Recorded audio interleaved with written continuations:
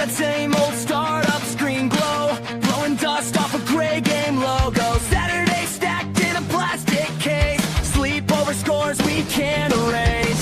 Kirk's got stats like a cheat sheet code, and he's got jokes from the late night shows. Top 4 takes from a childhood stash, argue till the credits crash. Welcome to my nostalgia therapy.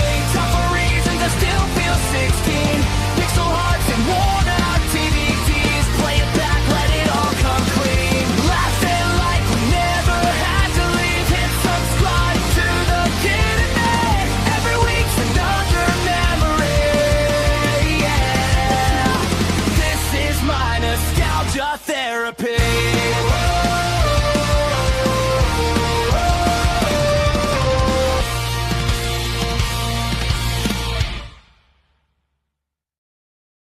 This is Rushmore Show, where it's all about your top 4 and nothing more. We got 5 people in the chat. Say hello, hit the like button. We're talking Sega Master System or the Mega Drive tonight, depending on where you're located in the world. But we're going to talk our top 4 Sega Master System games of all time. Got a bunch of things to announce today. We are finishing up the summer. We are 2nd episode into video games, and it's the video game convention of the year. Southeast Gaming Exchange. I'm rocking the shirt. We will be there this week, me and Retro Cannon. Andy won't be able to make it, but we'll be out there, and I get to preach this week. So if you're in the Greenville area, come and check out the little message. And I'm stalling, of course, and I just had it. Andy, where'd it go? There it is. Yeah, so we're doing the Redemption Isn't Dead, Nerd in the Word. And come and visit, man. So church is at 11 on Sunday, but we'll be there all weekend, and hanging out. And we'll be hanging out with our guest and a few other people. If you're in the Greenville area, definitely come check that out. And if you can't make it to Greenville, we'll be live here on all these same platforms you're watching right now. Andy, camp was amazing. We were off last week, and I had a good time. We should have won. There's 13 people in the chat. Everybody in the chat say green team really won. Put that in the chat right now. You got robbed for sure. Yeah, we were there. Yeah. We were there. It was a fun, man. It was great. It was a great time. We should have won just on principle because you left something at camp. Yeah. You know, when you go somewhere and you pack all this stuff, and then you're like halfway home, you're like, what did I feel like I left something behind. I left my beard, if you didn't notice. Actually, I didn't leave my beard. I donated it to our guest tonight. But our kids, I put a challenge in front of them. I said, if you raise $3,000 for missions this week, which is a crazy goal because it was the smallest camp that we've done.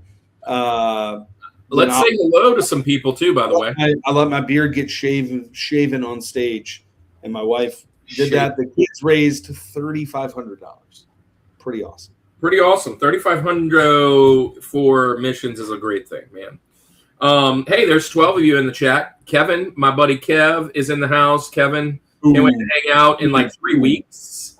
Hey yo. Hey, look, our guest is here along with his podcast, and Shamalama. I don't know. Shamden thing. I don't know how to say that. But welcome in. Hello. And yeah, let's get this thing going. So we're talking top 4 Sega Master System games of all time. If you are my age, this was in our childhood. I think 85, 86. This is when the Master System really kind of came out. But our guy is going to educate us for sure tonight. I have a very interesting list, and I think yours is more interesting. Oh, by the way, Andy, good job on your documentary on Pokemon Snap. But that's a cool little thing. If you haven't seen the documentary for that, go to Instagram and go to our TikTok. I just started putting out some more TikToks. Random TikToks. Starting to do a little TikTok, more TikTok content. I've been reading. Look, there's Stitch. and Facebook. I think TikTok's coming up. Facebook page, Facebook group. We're in both of those. Facebook group is the Summit Squad, and maybe TikTok's next. I don't know, but let's get this thing going. We're talking top 4. I don't have the video ready. Hopefully you do. But top 4 Sega Master System games of all time. Let's do it.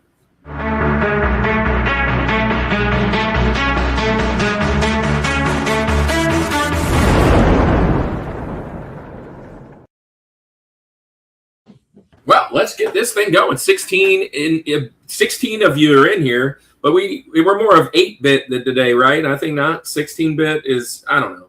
But our guy will educate us. Sega. Bring out our guy, Owazrum. Hey, look, if you're 18 in the chat, say hello and tell us your favorite Sega games of all time. Master System. Sega Master System games of all time. But let's get our guy Owazrum out here. I've been friends with Owazrum for about a year and a half, 2 years. Ironically, he's friends with several of the people in the Culture Box, which is kind of maybe how we got connected or intertwined. But Andy, you said you donated your beard to him. I think he took every bit of what I have left too. I mean, he looks like Hagrid. But yeah, let's get Owazrum out. And let's talk about Siege, which he likes to call it Siege. And yeah, I talked with Austin on our show, and he says Siege. No, so it's kind of like GIF or really GIF. It's kind of like GIF or GIF. You know what I'm saying? It's GIF, but the graphic interchange format. The creator of it says GIF, but nobody wants to believe that guy. The creator says Siege, but you're not believing that guy. Okay. There's no I anywhere in there. We're not sieging the castle. We're not sieging the convention. The first year I went was the Sega theme. And so look at SEGE and say it like you're saying Sega, but replace the A with an E. Segi. Okay, well, whatever. So that's where I went. But see, I needed a little bit more beard length, so thank you all for providing it to me. Look at that. You know, it's about almost 2 years old.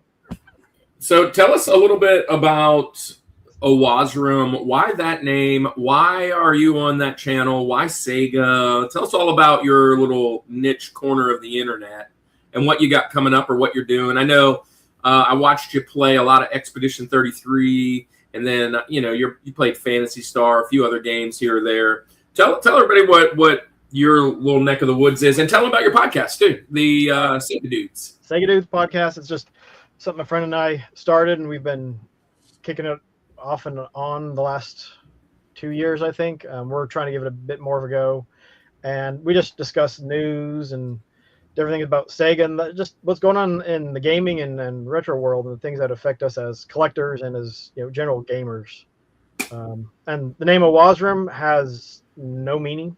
I just hit some keys on the keyboard when I was coming up with a name and changed a few things around, and Owazrum is what it was, and it seems to fit. I like it. It's different. It's very wizard-like. Yes. But like I love to play Sega stuff. I grew up on the Sega Genesis. It was my first console. I've got my childhood Genesis in the box right up here. It doesn't get played much anymore because I have another one, so that one's being kept as a backup. But I stream, make video content, and I've been making Sega Master System, because this year is the 40th anniversary for the Sega Master System. 40. Oh. So I was right. 86. Yep, it was released in 86, 85 in Japan, and I think there was some test market 85. And then you had like the Sega 1000, 1002, all the other jazz. The SG-1000, the Mark, which is technically I guess like the Mark 1, and then the SG-1002, which was just a repackaged SG-1000. The Mark 3 is the Japanese Master System. But even Davey knows the old Sensei Owazrum. Look at that. Dave Galaxy Official, Sega Sensei. Hey, Siri, what constitutes hate speech? What? That was Go to Kevin's comment. Oh, let's go. Let's roll back. If you had Siri, it would have been spouting something. I Top 4 SMH. Which is 3 top games than the Nintendo 64 has? Fantasy Zone, Wonder Boy 3, Golden Axe Warrior, and of course, Phantasy Star. Sega Master System, which is has 3 more top games than Okay. That's a bit rough. I would say, like, you have 24 N64 games, and you could have the cream of the crop for the N64. Yeah, well, Kevin and AMD have a long-standing relationship on the Nintendo 64. He's famously wrong, and it's okay to be wrong. And you just 64 hate speech equals 64 has more than one good game. Oh, I see. If somebody says that they have more than one good game, then it's okay. Mm-hmm. Yeah, I see. What is the one game? What is the one game? Star Fox 64. I think it's probably Mario 64. Which one are you picking, Kevin? What's the number 1? It's gonna be GoldenEye. Yeah, I don't know if it's GoldenEye for him. He might be for Kevin. I'm not saying it is. It might actually be for GoldenEye for him. Super Mario 64 is a go. There's no competition with that. That's it. Argument's over. N64 is the GOAT because it has. I loved every time in the comic books, like, because how the source material they use for that game. Because remember all the time that Superman just flies through rings, like through the city. All the time, constantly. Anytime he has to go anywhere, stuck to the story. It's great. It's so good. And he has to act like he has no sense of direction, no idea where he's going. Yeah, keep it interesting. Training. He's got a tutorial every time he fights the next bad guy. Anyway, there's way more bad guy in that game. But tonight we're not talking 64. Much to the love and admiration of Kevin here. We are talking about a system that, Kirk, we talked about it. Ask me how many times that I have picked up this system and played it. Do you even know what it looks like? No, ask me the question that I asked you, though. Oh, how many times have you picked it up and played it? None of the times. Nana time? Not one of them. This will be a fun list tonight. Even in the RPG game, I've at least played an RPG before. So, we're going to have fun with this one. I can't wait to explain my picks. Hey, how many Switch games have you played? Not one of them. Actually, no. I've played like that's coming up in a few weeks as well. I've played one game on the Switch ever. So that's where I'm. So that one's going to be on your list, and then as long as it isn't Mario Odyssey. Well, the thing about the Switch is there's games that, like, I feel like you could play on the Switch that weren't made for the Switch. Like, there's the whole catalog of Nintendo. For Sega, yeah, we're in a different world here. So we're gonna have fun tonight, though. So it's gonna be a lot of fun. So, man, with that said, we flipped the coin backstage, and Wazram, since you're the only guest, you are going first tonight. All right. But before we get started, you got to give us your criteria. Obviously, you're a Sega guy. You enjoy the Sega. I enjoy Sega too. I just never played this system. Hey, look, Drake Tungsten's here, which is a Retro Rewind podcast gold member, right? And he's also a gold member over at Washroom. Yeah. So and he says that there was 2 good games on the N64. So Star Fox, we've already established it. Superman 64, Mario. Well, you just have to ignore Superman because that's the obvious choice. You don't go with the obvious choice. Yeah, that's true. It's kind of like it's unfair at this point. I mean, you can start on the Master We've System already done this show, so I at least found 8. But yeah, we'll get going. Stack right here. Yeah, so that's cool. I got my little system here. Sonic. No, I'm sorry. Alf the best game ever.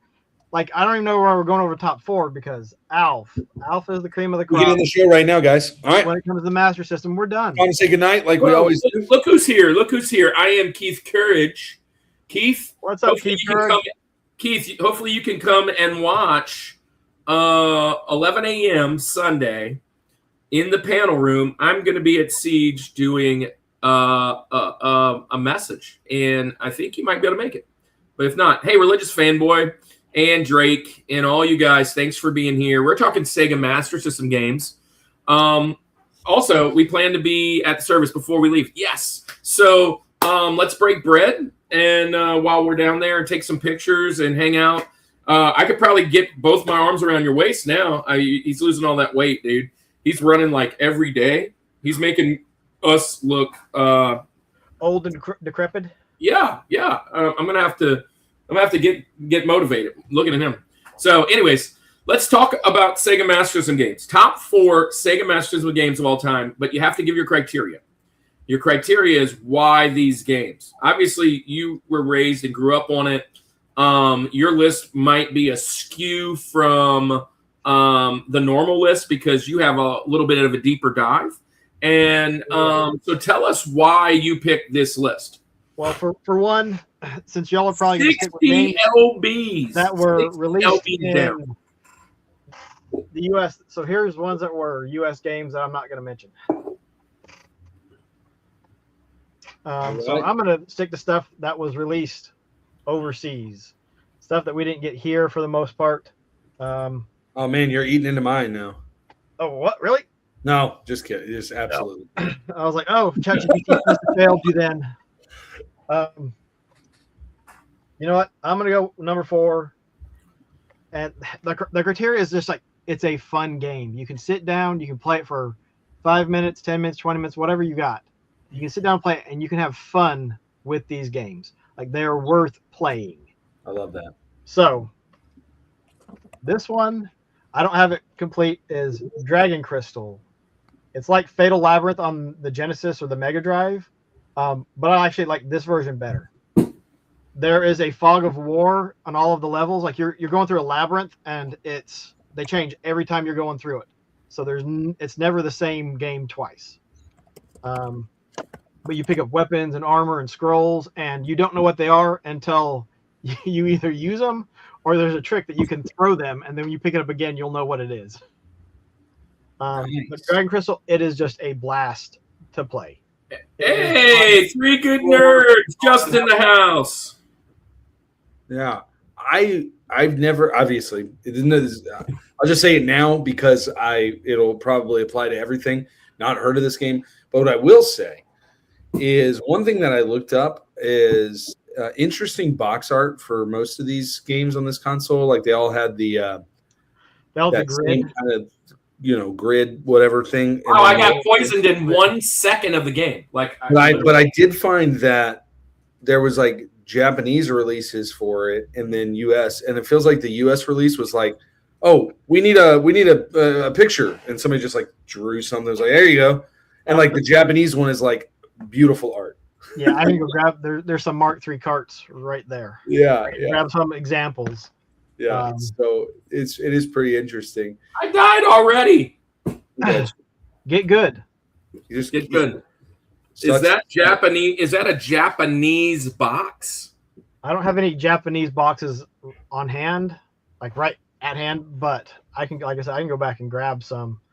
It looks kind of It's actually like I think it's kind of considered one of the earliest, if not the earliest, like roguelites, because of how random. Like it's random all the time, every time. It's so nice, but it's also very punishing because you can be playing for an hour and you pick up a weapon or you didn't gain enough levels from the previous areas, and so you're like, ooh, I can't defeat this creature. It's killing me. I can't find food.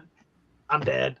Time to start over. Unless you get enough gold, you get to buy continues. That's what money is for. It looks like, and again, I'm not playing the game. I'm just looking at the images of it. It just reminds me of like Zelda, overhead, just that overhead, whatever. I mean, obviously it's a little bit, the sprites are different, everything's different there, but yeah, looks fun. Do U.S. games.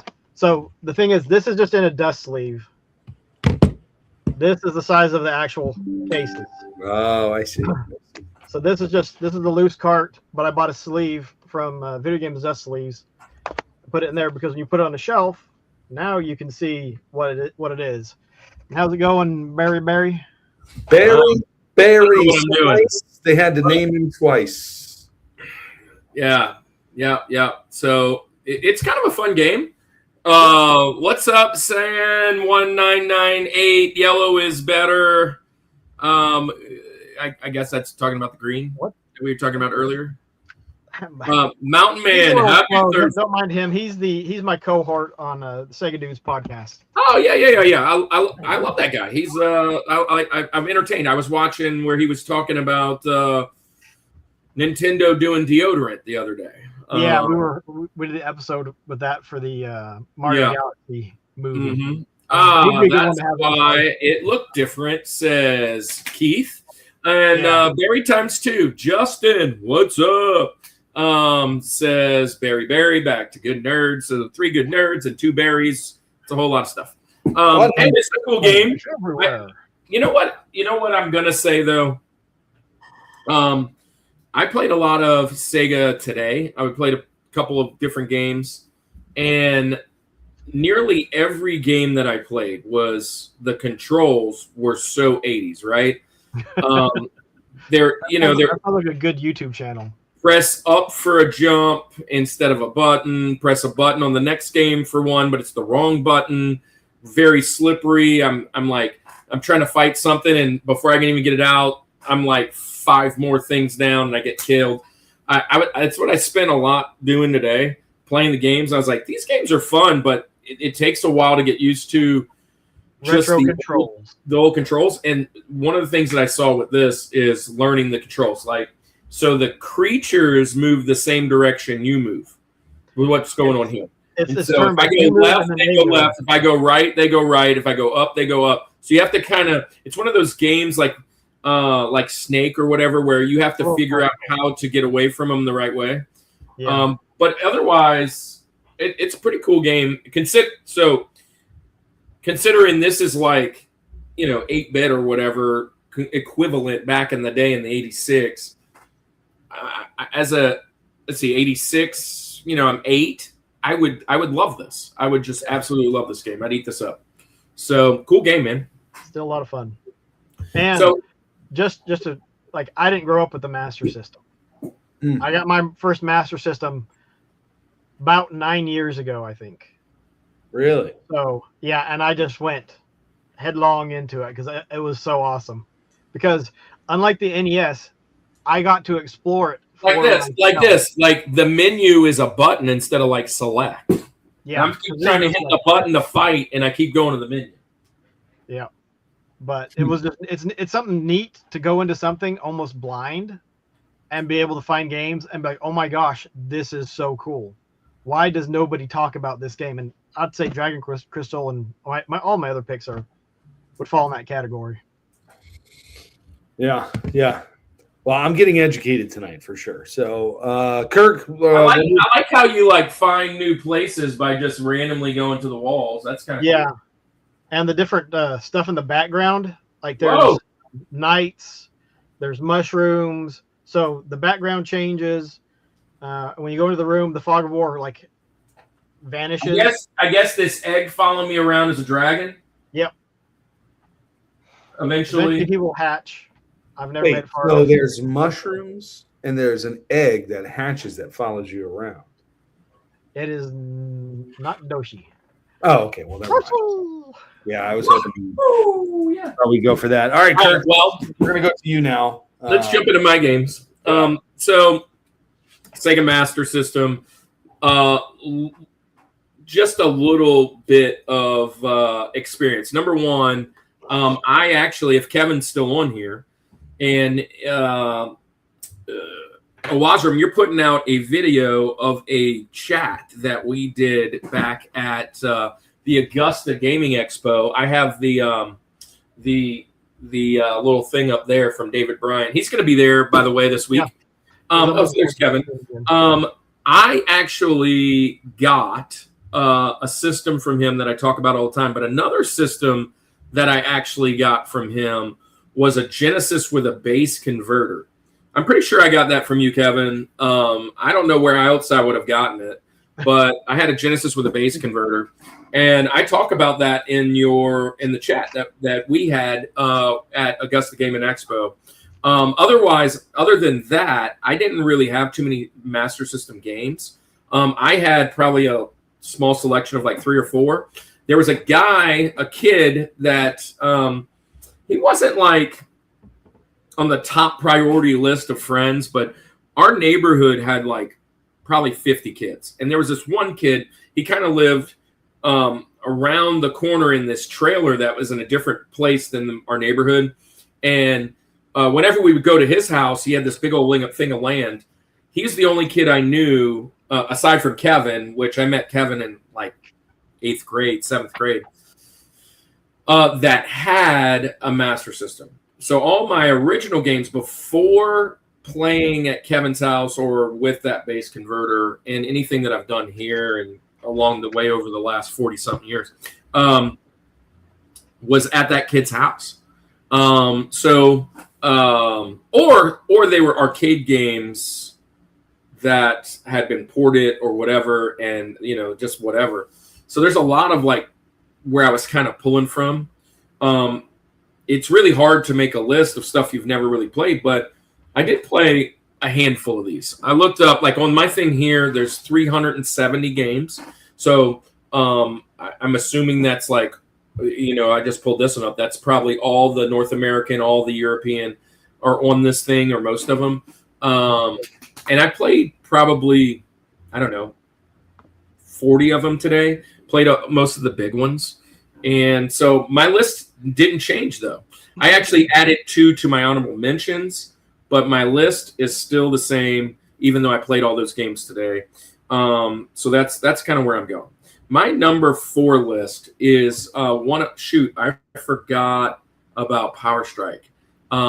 Is what Kevin says. Yo, Purple Club, let's go. How's everyone? DJ Courageous, we got to schedule you. Music's coming up in September and October. Pick a Thursday in September or October. I know you want to come on for music. We'd love to have you. So just let me know. I guess the best way to contact is Discord for you, but Instagram's always really great for us too. So, or here, just get posted in the chat. Any Thursday, September or October. So my first on the list, I have a great memory about this arcade game. So that might give you a little bit. It's an arcade port, I guess. But I love this game. This game is let me get some specs on it. Let me pull my notes up. But the reason I have a little bit of history with this game, and it's really sunken in. My last day stationed in New Mexico, Andy, I was we went out partying and did some stupid things. I wasn't driving, but it was the first of 2 times in my life that I was in a car that actually flipped. And everybody survived, thank goodness. The guy in the back had a cut on his wrist. But we went to the hospital. He had to get some stitches. And when we left, we went to a buddy's house that was right there. We had never been to his house. So we were leaving right out of that hospital. And this guy had this arcade game there. And it flooded back memories. The guy at the trailer had this game. I just love playing this. I played it in the arcade, but I'm going with and probably because I love fantasy, Andy, you know that, and I love Conan. I'm going to Rastan, and so I love this game. It's a let me. I have my notes right here, but Owazram, I saw actually a video of you on your short, or somebody else. It was one of the games that somebody had got. And you're like, oh, yeah, that's a great game. And I was like, heck, yeah, that's a great game. Rastan, I guess that's how you say it. Is that how you say it, Awazram? Rastan? Say Rastan, but yeah. Yeah, so anyways, I really love this game. I was actually playing this a little bit today, but it's so much fun. So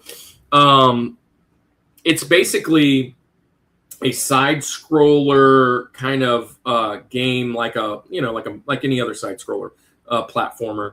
But you're like a barbarian, a He-Man, Conan, if you will.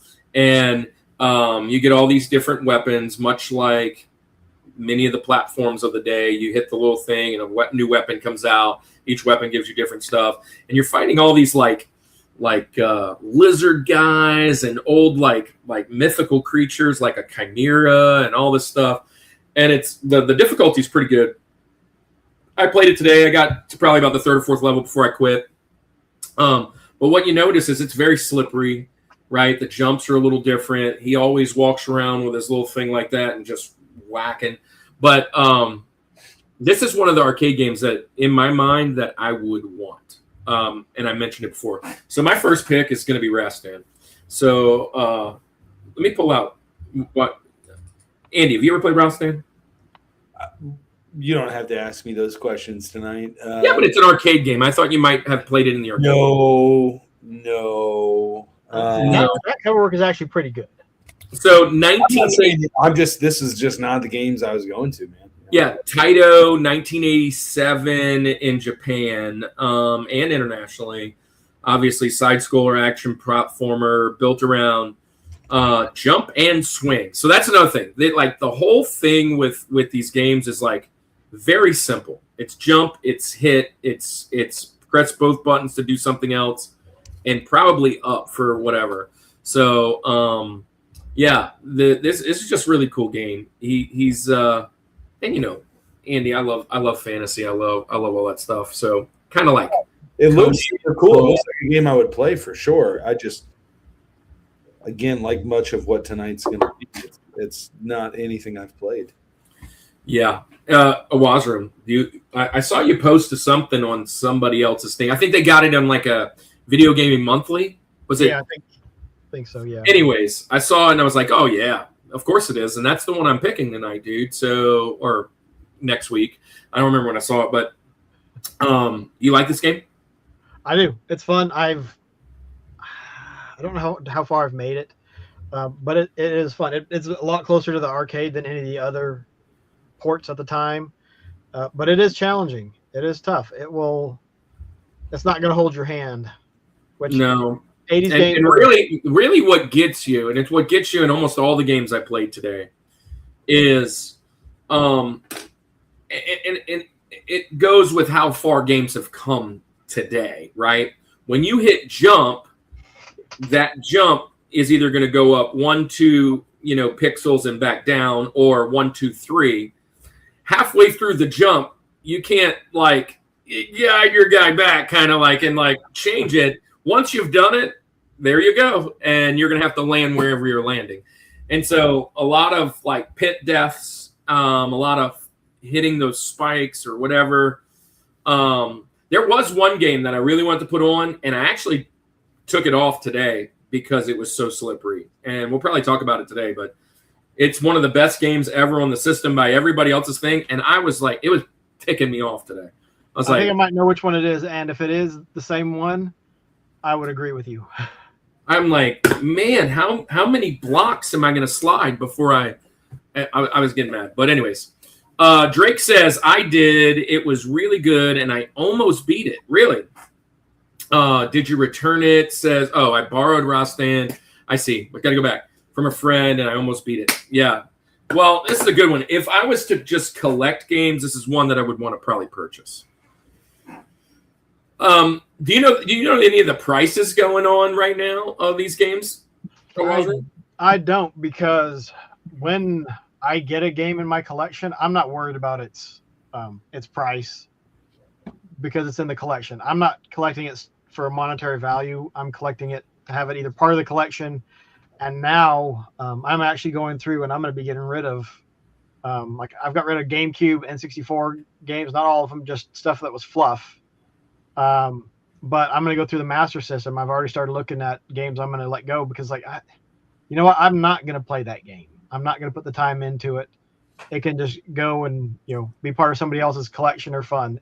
I get nervous about that idea because I have this system that has all the games. I almost feel like I could get rid of almost half of the shelf. I don't have a huge collection. I probably have 300, 400, 500 games. I don't know what the number is, but I could get rid of most of them because they're all emulated on this thing. but a lot of them have like my name on them, dude, and it's just like the amount of nostalgia that comes with that I wrote that when I was like 5, 6, 8. I don't know. Yeah, you talk about that. I often think about it. I'm like, I could probably bring all of this, maybe get, I don't know, a couple $100 and get something else that I'll actually use and play. But yeah, they just sit here. I'm guessing that it's written in permanent ink. Yeah. Oh yeah, I'll find one. One thing you can do, if you really don't want it, is just block out the name entirely. Like here you go. Is it first and last name? Well, no, not the fact that I could get it off there, but it just. Oh, it's just the actual nostalgia for having it. And I wrote that. Writing it down on there. The other thing is, and might sound callous or something, but you can also take a picture of it. And will that picture of that item with your name on it have that same feeling and whatnot? But like the stuff I'm getting rid of is the stuff I'm not going to play. Like the great sports games, like no list anywhere is going to have great sports on the list of the best Master System games. And there's stuff that I've got the Japanese version of. Well, here. Hey, looky here. I got the Japanese version of Outrun. Do I need the Master System version? I mean, no. Look at the artwork. Yeah. That's why I went back and grabbed. It's so different. Both of those artworks are awesome for different reasons. For different reasons, yes. But which one is awesomer, man? Japanese. That one. That one is so much cooler. Yeah. So let me read this. Welcome to the show, by the way, pre-Fado Bear 9209. Rastan was my dream game to own back where I lived. We didn't have, or lived probably. We didn't have access to most Master System game titles US had. I bought it last month. 35 years later, love playing it. That's awesome. Kettlebriar. Hey, John, I sent you a message. I think you liked it, but we'd love to have you on. Probably movies. That's November or December. November is St. Tammany Collectors Con. I don't know if you're going there. We can do it around that. But yeah, we want to have you on, man. So, anyways. So I looked up really quick. Rastan Loose is about $28. Dragon Crystal Loose is about $13.50. Just wonder, very, very affordable to collect. I wonder what the highest game is on an SMS. Which guy? James Buster Douglas Boxing. Buster Douglas Boxing. The only person I know that ever had that game is Kevin. I'm pretty sure Kevin had it. We played that. I've got one. But I'm pretty sure, Kevin, yours was the Genesis version. Didn't Genesis have a version of that too? Yeah, anyways. So, anyways, let's get going. Andy, I'm excited for your list. I am ready. What did ChatGPT tell you? Funny you should say that. So what I did is I went to ChatGPT and I said, hey, and let me read my actual prompt because it's funny. What I asked it to give to me. I said, here we go. Tonight on the Rushmore Show, our topic is about our top 4 Sega Master System games. Here's the thing. I've never once played this system, but I still need a list. Help me make the list, even though I've never played it before. Base the picks basically off of what you know about me. Also, I've never been one to shy from controversy in my picks, i.e., I picked Mulan as a top war movie and Pokemon Snap as a top shoot-'em-up game. Help me have fun with it with not being disrespectful to the system. Anyway. Then what it spit out to me, now, mind you, I said, based off of what you know about me, I found out ChatGPT doesn't know a whole lot about me, which I guess is maybe a good thing. And I won't pick this game tonight, and you'll know why. For my number 2, it said Phantasy Star, and why it's on my list, number 1, it says, you enjoy RPGs and fantasy. I don't. So that knows nothing about me.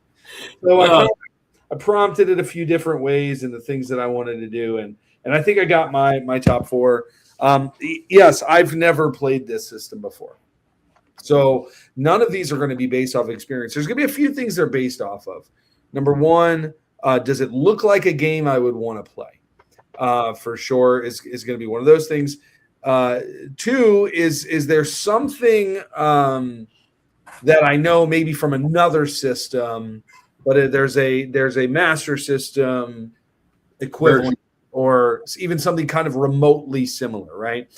And then number three, and again, these are not in a particular order. I did look at box art for some of them. I know that's not specifically what we're talking about tonight, but I thought some box art was pretty cool. And for my number four is probably one that I don't think will be mentioned today. What I looked up about it was that it was kind of difficult to play, but let me tell you why this game is intriguing to me. When I was teaching in the junior high level, I taught computer lab. And one of the things that I would do is that, we basically did typing. And if my students got all of the typing that they needed for the week, their goals, all that kind of stuff, I always because I don't have a curriculum and I don't really care. I let Friday be kind of a free day in a sense. Mainly my kids would go on cool math games. And if you have kids or know of kids, you know what cool math games is. Really nothing to do with math, but it is a lot to do with cool because there's some fun games on there.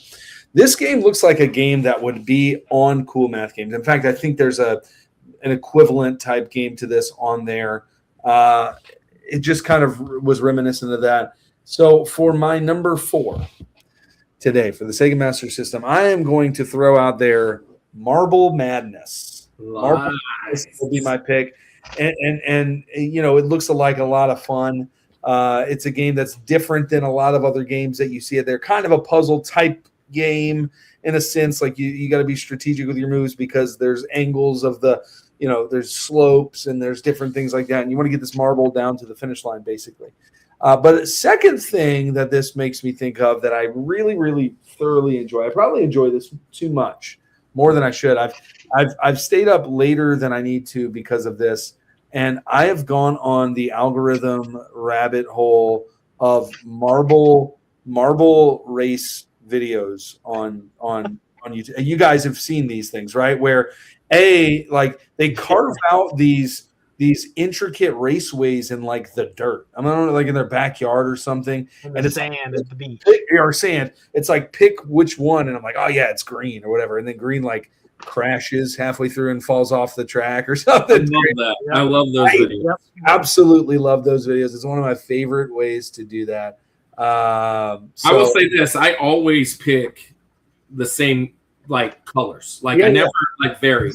Then it also reminded me of, as a kid growing up, nostalgic toy, the marble toy with the little chutes and the tunnels and the super fun stuff. It would go down this thing, yeah.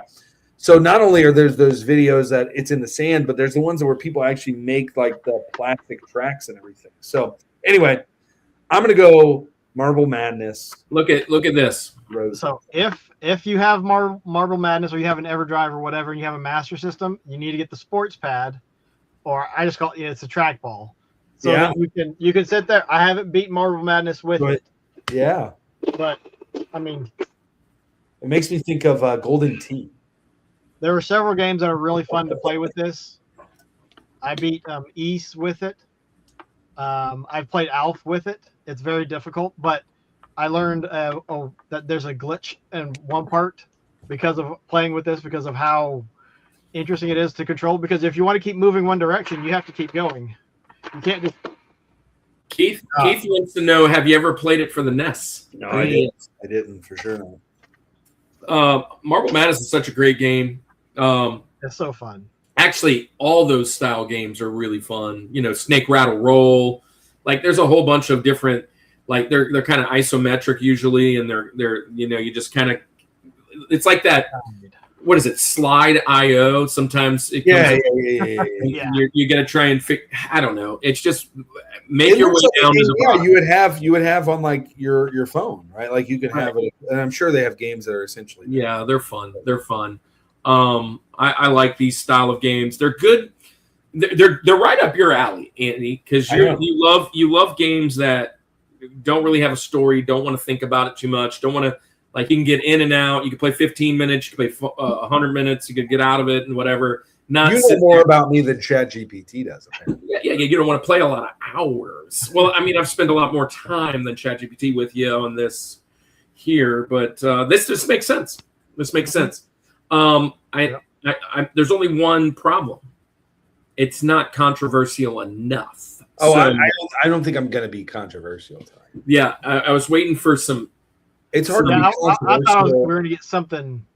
I was waiting for Pokemon Snap. You know what I mean? Yeah, if I could fit Pokemon in tonight, I would. Hey, I do want to read this though. I saw the port they did for Castlevania for the Master System. It looks amazing. I hope they finish it. Next port I would dream having for Sega Master System is Ye Air Kung Fu. And I'm sure, Owazram, you could talk on both of those. Can you? I don't. Ye Air Kung Fu.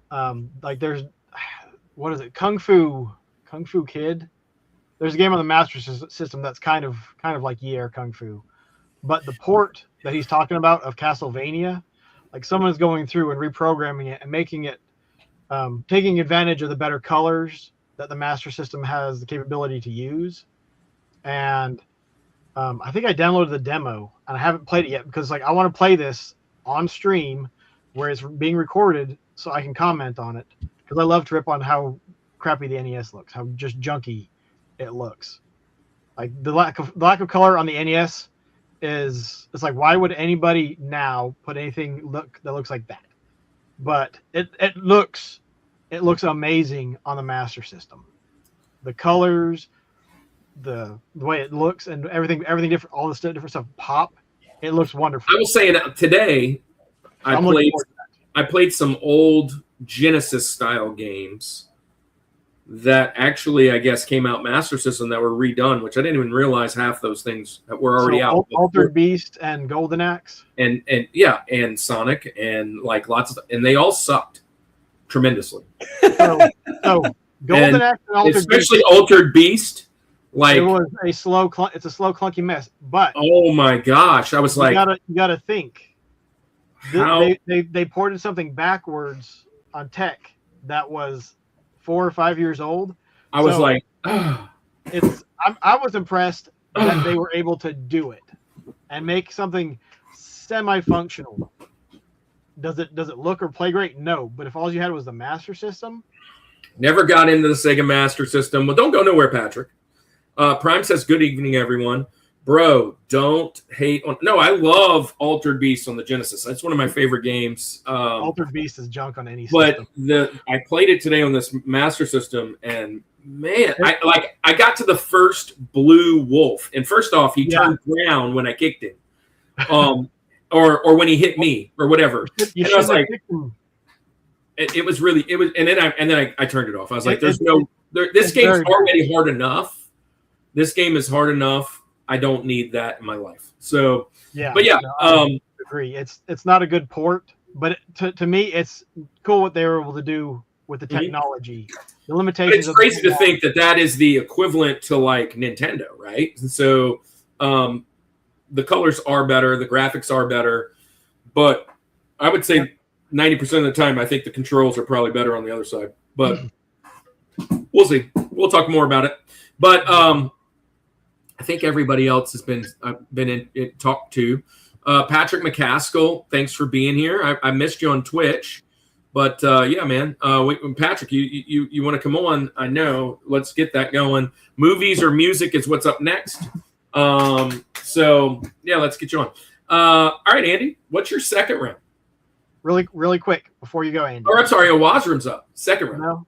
We can jump to Andy can go twice because I went first. But Marble Madness, it's a PAL only game, so it was released over in Europe, and that's $6.30 loose. These are all loose prices. Hot take: Sega is way better than Nintendo, and Nintendo should have been the third-party company, and Sega should have the Sega Twitch instead of the Nintendo Switch. I mean, I'm not going to say it's not a better company. I'm not even going to get into. I just know Nintendo capitalized, and they did what they needed to do. Sega, was to a different audience. I remember, the what is it? Nintendo, Sega does with Nintendo don't, or Nintendo don't. Yeah. And then it was always geared towards an older person, right? And so I remember as a kid, my parents, not really in video games. It's very new. They're like, I'm going to get you the Nintendo. It makes much more sense as a family entertainment center. I heard that Sega and whatever. But those things which made it better ended up long-term probably killing the company. But, Sonic lives on. And several other there's some really good games. There's some really good games that we're going to talk about even today. So let's see. LOL. Let's see right here. Prime says the Ninja Master of Darkness. I played Master of Darkness today. By the way, Astro Warrior, Ninja Gaiden played that today. Golden Axe Warrior played that today. Are close to the best games the Master System have. I've never played Astro Warrior, and I didn't play the Ninja. I almost did, but I ran out of time. I was just playing a whole bunch of games for a little bit. Who said that? Are they drunk? That's the question. Keith Courage said it, which is the old pickin' preacher. So that's who said it. I'm a Sega fanboy, but I do love Nintendo. He says, I just give a list of the topics to talk about. Well, Patrick, you actually picked the topic. So music or movies, and then we'll pick the topic together. Gotta go. Packing up for Siege. Have a great night, guys. Not drunk. Just had a...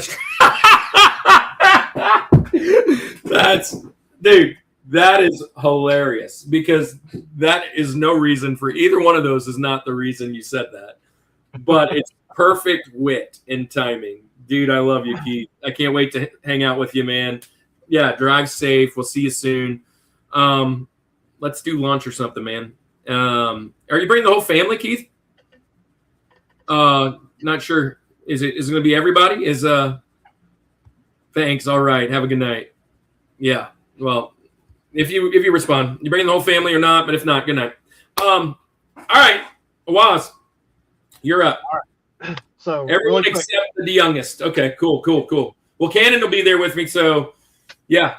I saw Keith Courage's video where he was in our neck of the woods in New Orleans, Chalmette. I mean, he lives in southern Mississippi, I think, middle Mississippi. So, that's not a big thing. I mean, he's been at Louisiana RetroCon. That's how we met him. But yeah, most of his stuff's in Mississippi. So that vibes. All right. So, Wazram, you're up. What's your next pick of the draft? What is you climbing up the mountain? Number 2 on the mountain, number 3 in your heart. TJ Jazzy Jeff. What's your pick?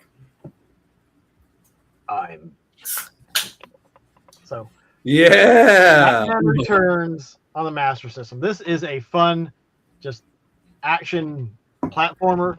You make great use of his batarang and the grapple gun. The grapple gun mechanic is what really sold me on this, because you use it to get to higher heights, to get over pits and different enemies, and it's my gosh, it was so much fun. This was one of the ones that once I started playing, I was like, okay, I got to beat it. This is a great game. This is a lot of fun. It sounds good. You get upgrades for your batarang. You make it stronger. You make it so you can throw it further. But if you get hit once, you die. Come back where you died, and with nothing. With a very weak batarang, the original batarang that you throw it goes pew pew. All right, I'm in it. I'm in it to win it right here. So, and Prime says he loves the Game Gear version. This one and the Game Gear version are close, but the Game Gear version has a health bar. The Master System does not. So when you get hit once, you're not going to lose all your power ups. But this one has a lot of extra 1-ups as you play through it. And I mean, you fight Catwoman, you fight Penguin, and there's a nice variety in the level design and the backgrounds. And let me see if I can get to focus on that. But it's a really fun game. I enjoyed it a lot more than the Batman NES. There you go. You can see some of the levels and stuff. It's a really fun game, and I would totally recommend it if you can find it. I will look and see what it runs for. But I do appreciate the positive about bats. So that's good. We're bringing bats into a positive light. I love how when I throw the boomerang, the batarang, that it follows me no matter if I'm jumping or not. Which when I was playing it. Oh, there we go. I didn't know that. All right. Now how do I use that? You go up to the top and you can hold down and you should come down some, and then you can swing back and forth. There we go. So you use that to get across chasms, and then you have to throw out the batarang and catch it again. But it is a solid game, and it's $11 loose. There you Pick go. it up according to price charting. Ah! And price. Dead. Ninja Princess, if you like the Ninja. It was the SG-1000 version of the Ninja. But I mean, the colors pop. It's easy to see what's going on. Like there's plentiful. The power-ups are plentiful. So even if you die and lose everything, you're like, okay, well I can come back and get this stuff. There's some odd bosses. But if you're a fan of the movie,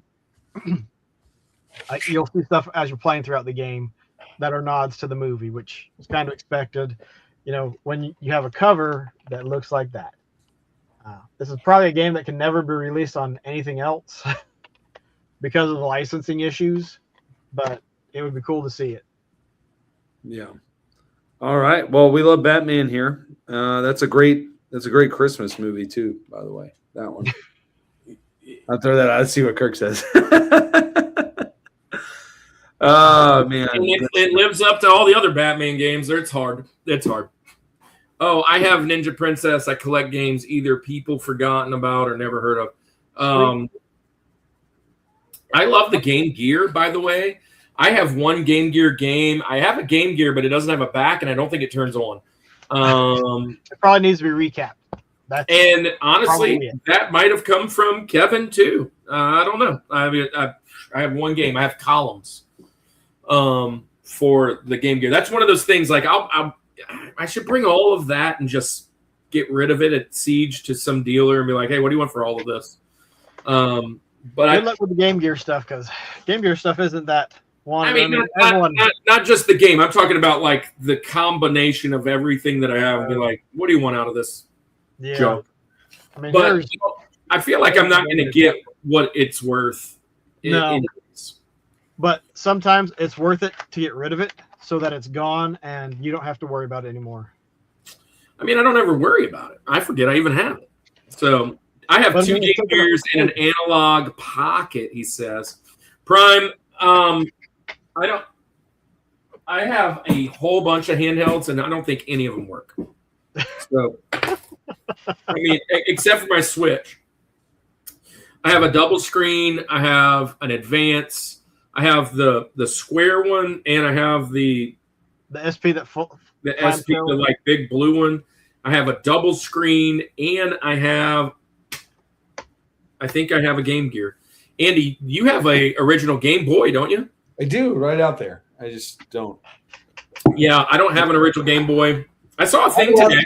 I have all the Nintendo stuff. In fact, I just got a Wii yesterday. My great aunt, who is like, is that graded? In her 70s. This was what it was sold in from Toys R Us. It looks like it's in a graded box. But yeah, it's just awesome. It came in this huge plastic case. And had a spot for a game here and right here.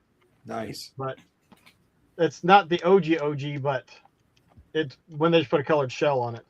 Wonder Boy and Ghost House, Sega's answer to Super Mario Brothers. I don't think there are any Game Gears around that still work that haven't been recapped. Yeah, I don't know that. Yeah, I don't know that I'd even want it to work. Oh, you know what else? The first and only time I think I've ever played the Lynx was at Kevin's house as well. Alien Syndrome, not Alien Syndrome. What was that alien game? It's only on the Lynx. That game's fun. And anyways, side topics. Let's go back. Let's get back. Batman Returns, pretty fun game. Let me jump into my next game. Well, Andy, I'm thinking.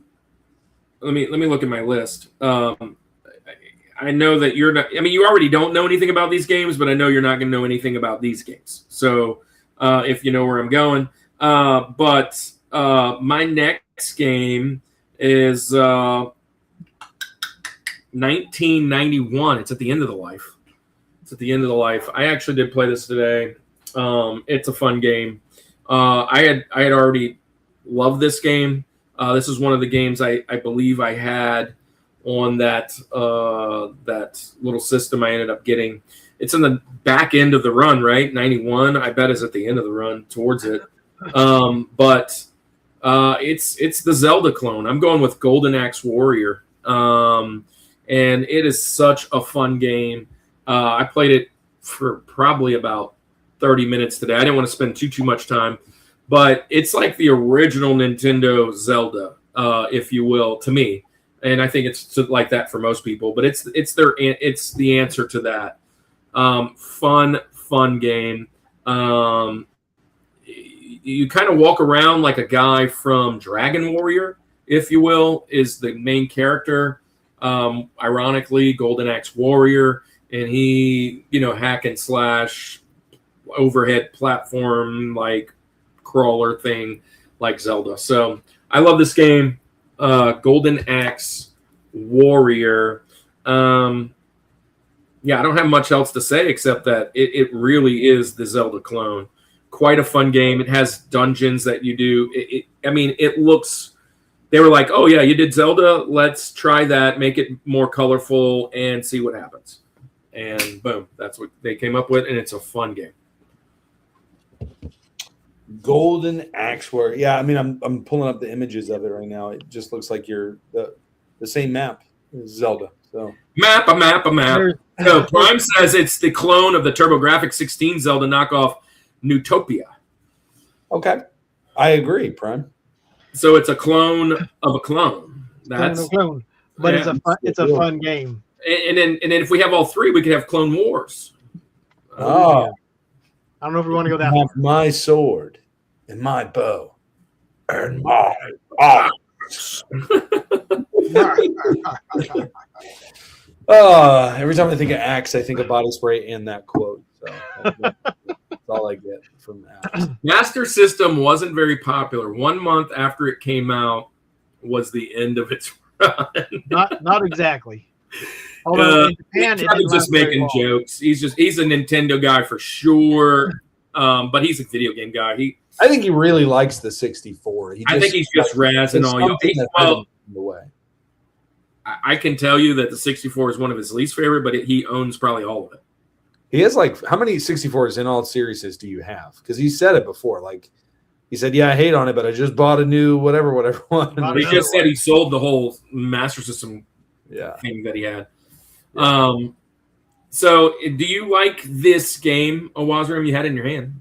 I do. It's one of the more expensive games for the well, usually the ones at the end of the run are the ones that are more expensive. Yep. And especially in the early run of video games, because what happens is a lot of people, they jump ship, they'll jump from Sega to Sega Genesis and they stop buying. And so those games kind of hang out and don't get sold and don't get put into population, so it's hard to find. Yep. That's kind of how the young Samsons of the world and all that, little Samson, whatever it is. Because this one was at the end of the run, they didn't even print U.S. versions of it for the United States. So when you get it, you get a PAL copy that has a UP sticker on the back of the box. So this is covered and it has a UP sticker on it. But when you open it up, the manual isn't landscape, it's portrait. So it's printed this way and generally has 5 or 6 languages in it. Nice. But it's a great game. It is a really, really fun game. Cool thing is it's not locked on the Master System, because of the Sonic Ultimate Genesis collection for the PS3 and the Xbox 360, it is an unlockable game. So you Really? can play it on your Xbox 360 and PS3 with that game. Nice. And a neat thing you can do is you can do some of the dungeons out of order. And I know that because I did that. I did Dungeon 1 and then Dungeon 3 and then I did Dungeon 2, which was interesting because I believe one of the items was a candle that you got so you could light up rooms. So I did a dungeon in the dark. And I just thought eventually I would find what I needed for that dungeon to see the light. And I didn't. But there's some really cool items that you get. And that in itself was a breakthrough back then. That was what the big deal was for Zelda, was they wanted to do something different than the side scroller Mario. It was the idea of like, okay, well, can we do more exploring and backtracking and all that? And I remember when that game came out, it was just like, wait, I get to kind of choose my own adventure and go wherever I want. And, it was the first kind of open world idea. And so, yeah, that's a big deal in 1991, 85, 86. Evening, everyone. I love the Master System games, but only have and know of the U.S. side, which says Intellivision Gamer. Welcome back, man. Haven't seen you in a minute, but we're glad you're here. How have you been? Can't complain, he says. Yeah, thanks for being here, man. So what up, my dude? Yes. There he is. Sean's in the house. Sean, we haven't seen you in a minute. Sean, when you want to come back on?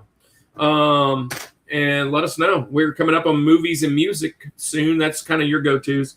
So they're coming up if you'd like to be an entire episode on why is the Rocky the best boxing movie that's not about boxing. Top 4 reasons Rocky is the best boxing movie, but that is not a boxing. That is not about boxing. Oh, yeah. And then go see Adrian! What about just broad sense, like best sports movies that aren't really about the sport? The sport, yeah. There you go. You know what I mean? Like, because I can think of, I just thought of one in my head whenever. Yeah. Like sports. Top 4 sports movies, not about the sport. Adjacent movies. Yeah. The sport is a vehicle for something else. Yeah. The hamburger is a highway. Oh, I have my number one. Easy. I can't think of one right now. I mean, I'm scrambling. I'm scrambling. Oh my gosh. Anyway, I'm going to move on to my next Master System game. Yes. And here, the reason rationale behind this one is, again, I got one. Didn't play it on the Master System, but I definitely played it on other systems. Really enjoy this game. It's another game you really don't have to think much about. It's right up my alley of the games that I like. It can become a button masher to a degree, but I'm going to go with Rampage. Rampage is – I love the game, man. I love that game so much. Just you choose the giant, gorilla, lizard monster, werewolf monster, and just destroy a city. I love the little things that happen in it, like other than just destroying a building. Some of the buildings, and now again, these are on, I don't know about on the Master System, so I'm just talking about Rampage in general. Some of them become trampolines, right? Some of the ones where if you grab the people, they'll say things or whatever. There's like little silly things that'll happen, but Rampage is a fantastic game. I love the box art for Rampage, even on the Master System. When I was looking it up, looks great. But yeah, I'm gonna go with Rampage. It's just about destruction. It's about high scores. It's about you're getting fired at from everywhere. So yeah, I'm gonna go. Rampage is gonna be my TJ Jazzy Jeff. Always though, my pick. I always pick the werewolf. That would always be the one that I would pick. So what is that? What is it? A werewolf? It's the hairy monster. The were what? Werewolf. What am I supposed to say? Wolf. The werewolf. Werewolf. Wolf. Yeah, right that's there. just one of those things. A werewolf. And it's funny because those are not the characters you play with. You know what I mean? Like that's you don't play with. Is that like a leopard or something? No, it's those are those guys that use different colors. You got the werewolf. Oh, they're just in different colors. That's what it is. I see. Yeah. Lizzie looks orange. Yeah.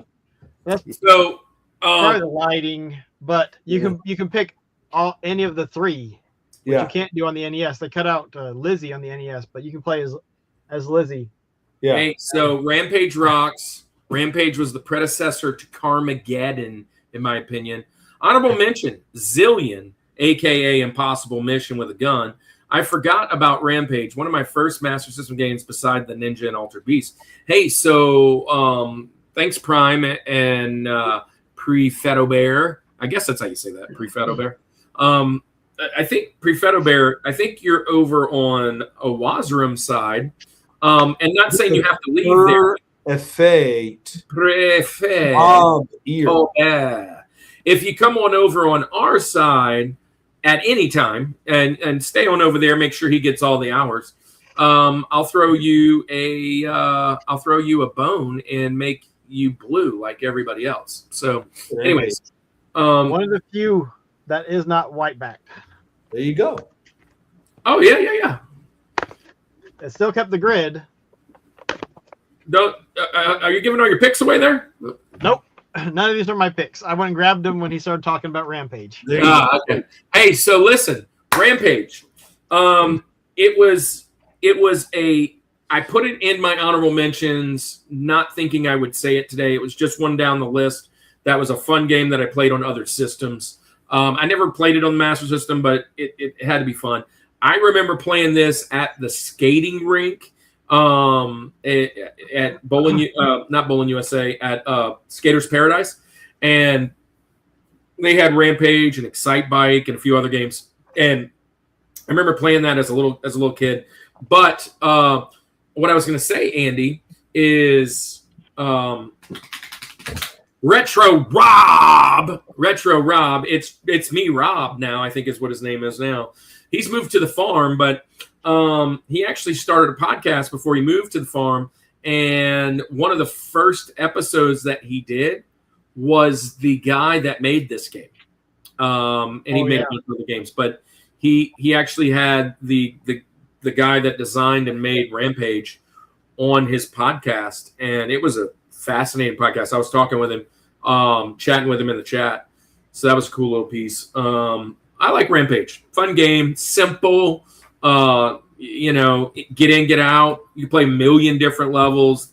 The city kind of just changes just a little bit. There's a trend with my game. I like when the guy walks out. He ain't got any clothes. He's like, Trying to ski down off the screen. I enjoy this game. It's anything where you just break stuff is fun.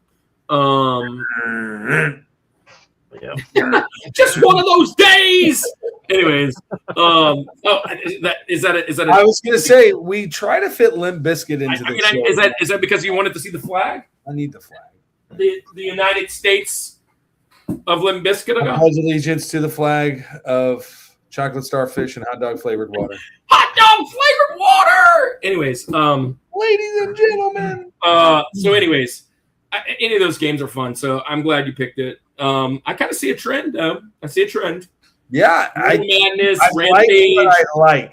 I have two more that have kind of in that same realm that might be there. But anyways, it's halftime. I still never got it. Let me remind myself now. Get the Ace Ventura halftime. Yeah, that's what I get. Anyways, let's do it. So, a couple things. Number one, if you're in the Greenville, South Carolina area this weekend, Friday, Saturday, and Sunday, I will be, along with Awazroom and Retro Cannon and Keith Courage and many other people, RNG, who was supposed to be on tonight, and Retro Wolf, Pac-Man Case, Bryce J. Dub, all the people that you've seen on our show. I can go through a long list, and Arkansas Picker and whatever. They're all going to be there. But here's the cool thing, right? Come out, buy all the games, hang out, spend time. If you see us, I'd love to take a picture with you. I want to see how many pictures I can get with as many people as I possibly can get, even if you're not famous and have a YouTube channel. I would just love to take pictures this week. That's kind of a goal of me and Cannon's. and just like Faces of Siege.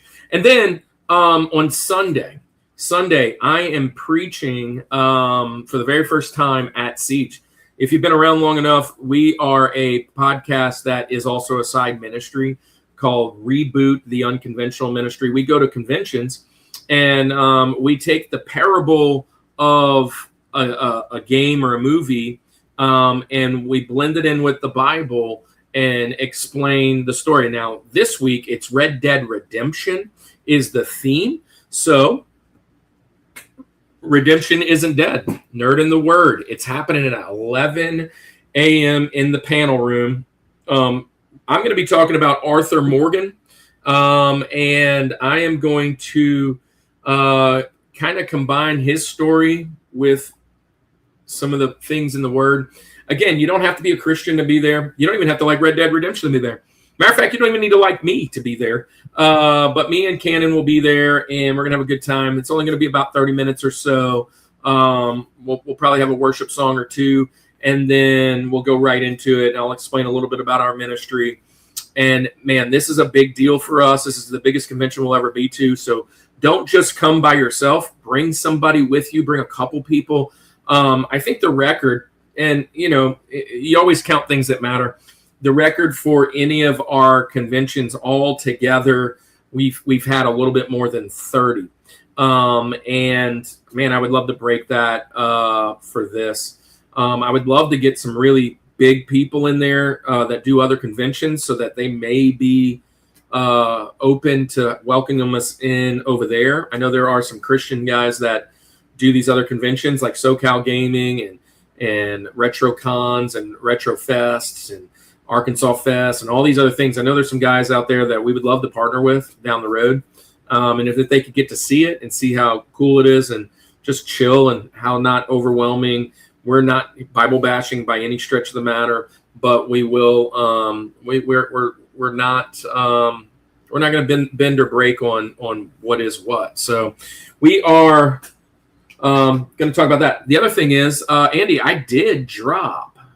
I'm caught up, which is funny because over the summer I thought I'd be way ahead, but I've been so busy with baseball and softball and tryouts and everything else. My kids are going to California. My daughter is going to California. Her last tournament in her junior year, trying to get recruited. But I did get to drop my devotion for today, and I always show these guys. If you like video game devotions, I've got a whole bunch of ideas where I've gotten some of my stuff from inspiration, like Chicago, right? You're my inspiration.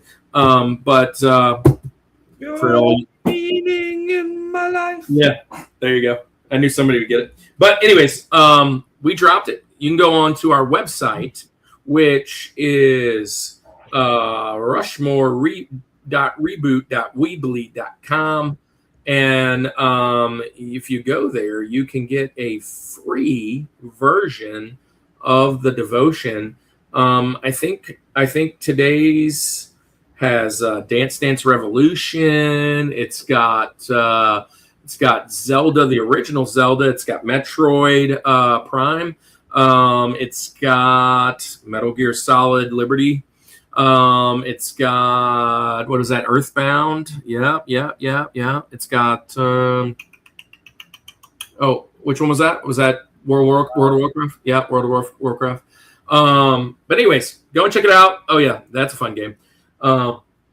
Anyways, it's free. Now, Andy, there's another Devo out there that you've done. Bible is metal. What is that all about? The Bible being metal. That's what it's about. But the Bible is very metal if you actually look through it. And it's going to be a 31-day devotional that I'm writing about the most metal passages in the Bible. I do have one post on here that is Elijah versus Baal's prophets, which is a super metal story there. It's got some questions that you can do for personal reflection, for small group time, however you want to do that. So looking forward to finishing that.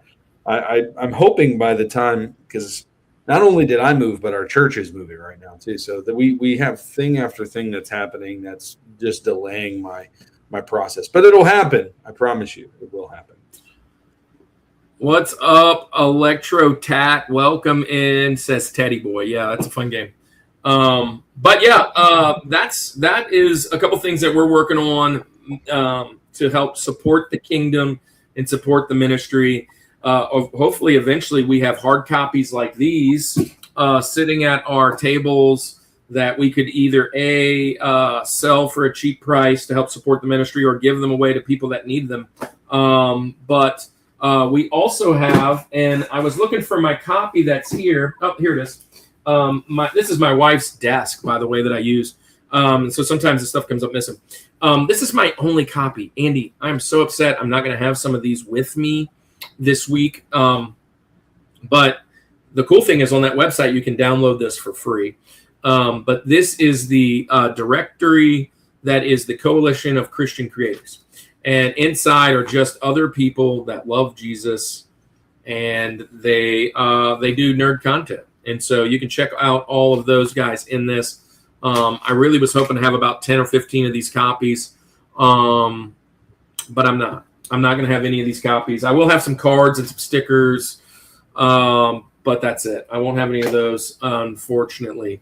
But anyways, Andy, let's do our member of the week. Let's do our Culture Box person of the week, and let's also do our coffee of the week. You know what we should do, Andy?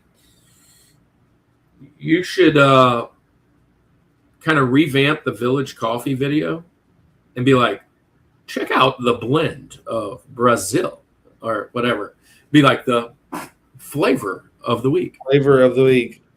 Dun, dun. Flavor of the week. Anybody that song? That was a fun one hit wonder. Anyway, yeah, let's check out our friends.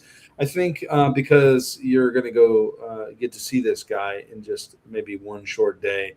Let's talk about our buddy Bryce J.W. Oh, yeah, I can't wait to hug you. J.W. is a full-time content creator, collector, and streamer, spreading kindness one video at a time. From epic Geometry Dash runs and Nintendo streams to game hunting vlogs and podcasts, Bryce leads the Anime Armada, a welcoming, positive community for gamers and geeks of all kinds. No hate, just heart. Join the crew at youtube.com/@BryceJW.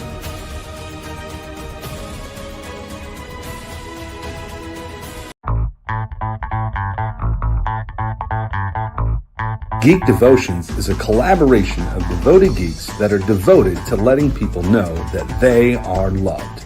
They produce a weekly geek culture-infused devotional, their podcast content, and written articles, all designed to encourage and challenge people in the geek community, bridging the gap between their faith and their geekdoms. Find all their content at geekdevotions.com. Let's face it, at-home coffee can be pretty stale. Coffee at home doesn't have to be boring. The Village Coffee is here to deliver the flavor. The Village Coffee roasts coffee every week and sells online. Go to villagebeans.com to order your coffee today and use discount code Rushmore for free shipping. Well, there you go. Hey, I do want to have one more exciting thing to say, Andy. Hey, look, a couple things. One, we're trying to think about new ways outside of the box to do ministry, right? And we go to these conventions and all that. And one of the things that I love is when people have prayer requests and they have things that they want to talk about. We've had guests come on that ask us on the green screen, like, hey, man, can you just pray for this? If you need any prayer, right, or any, I'm not going to say I'm going to counsel you because I'd recommend that you go to somebody that's a little bit closer to you, but I definitely can sit and listen and give some advice. And I'm sure Andy would too. You can always DM us at these places. Shoot us a prayer request. Tell us what's going on. It's way more important than talking Sega Master System, PlayStation, or anything else. So, and we are actually kind of thinking outside the box. Andy and I are talking about maybe doing some camps or VBSs, kind of jumping around to different churches next year or around the clock. We really just want to expand some of this stuff. And really, it's all about people. And so hamburgers the highway, that type of thing. Yeah. The conversation is good, but it's not the gold conversation. So if you ever need anything from us, hit us up, man. Hit us up. All right, Awazer, you're up. It is time for your link. And there is no Zelda game here at the Sega Master System. So I don't, I probably should have saved the last game for this. It would have been a kind of a softball pitch. But you kind of used the one. There is another one, which it's not on my list. I don't want to say it in case y'all have it, which I kind of doubt. I won't say it. I know that much. Because it's kind of a blend of Zelda 1 and Zelda 2. There's parts of it where you have dungeon crawling. And there's parts where you have like your overworld. And that's Golvellius. But that's not my choice because I'm sticking to PAL games to try to broaden some horizons. And this is a game. We've all kind of done some PAL games, though, haven't we? Maybe. Only Marble Madness. Yeah. Yeah. And so Golden Axe Warrior, if you get it loose, is $175. Yeah, it's one of the ones that's up there. So let me ask you this before you say anything. Roll back, Andy. Pull us back. I'm so confused about the loose games when it comes to Sega. Like, why would anybody crack open the shell and throw that thing away? I don't get it.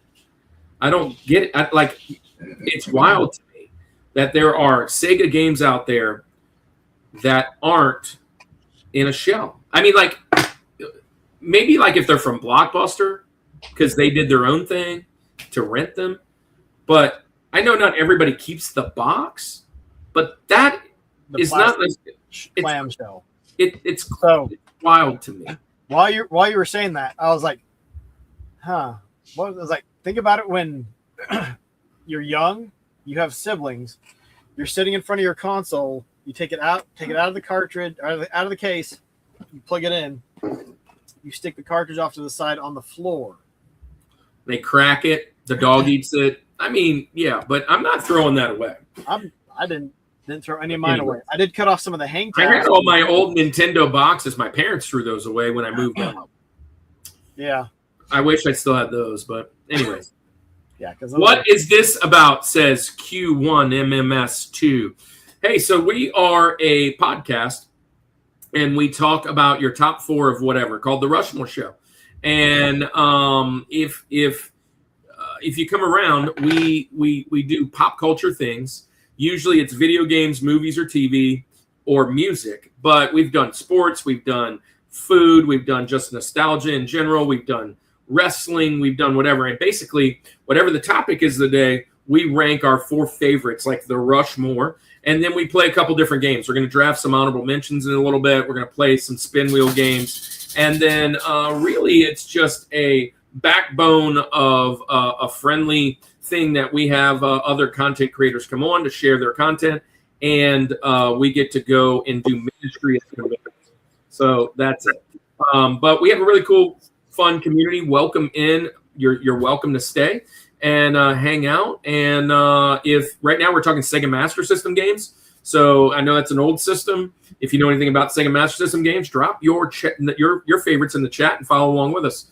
Let me just do this. We call everybody the Summit Squad that's a part of the chat. And so let me just welcome everybody that's new, including you, into the Summit Squad.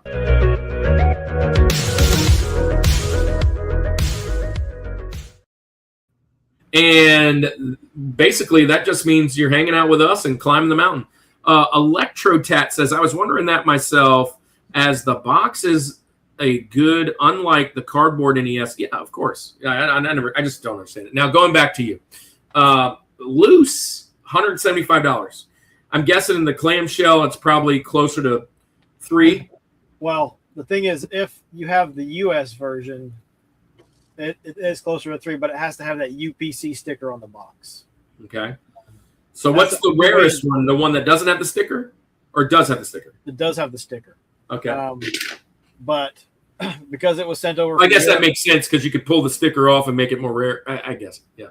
Yeah, so you have to have the sticker to prove that it was one that was shipped over for the U.S. Cool. So outside of that, there's no way to determine if that, and there was actually 4 games that had it. It was Golden Axe Warrior, Strider, Spider-Man, and Sonic. And the Sonic Strider is another game I played today. Not nearly as fun as the Genesis version. It is a little bit more challenging. It is much more challenging. Wow. Those 4, because of that little sticker, generally command a little bit of a higher price. All right. Well, what is your number 2? All right. This one is a game I picked up without any foreknowledge. I picked it up in a lot off of eBay because it's tough to get Master System games in stores because of how well it did not sell here in the United States. So I bought this one from over in Europe many, many moons ago. And it was great. As soon as I cleaned it, put it in the system, started playing it, if I had not had someplace else to go, I would have beat it as soon as I got it in. And that is Psychic World. And look at nice little cover. Love the art. I love the art. Yeah, and it's got a rental sticker from somewhere over in the UK. So if Games Master Game Systems is still around, I got your copy. Imagine the late fee. See, like even that is a rental and it's still in the clamshell. What? Yep. That's so cool, dude. But this one, you're trying to rescue your sister, and along the way you pick up powers. Use those powers to. There's levitation. There's you can teleport back to the beginning of the level if you're not doing so well, and you need to replenish your energy. You get various weapons that you use along the way, and you have to use them strategically. You get an ice weapon that you have to freeze blocks of or water as it's falling to create blocks of ice, so you can use those as platforms. It's really, really fun game. Really, it captured me when I started playing it, and that's one of the things that drew me to the Master System was it was all brand new. It's all me exploring and finding games. Nice. That's what I was going to say. Yeah, you got the. There we go. So there's one of the bosses. There's that first area. There's another boss. But Psychic World. Yeah.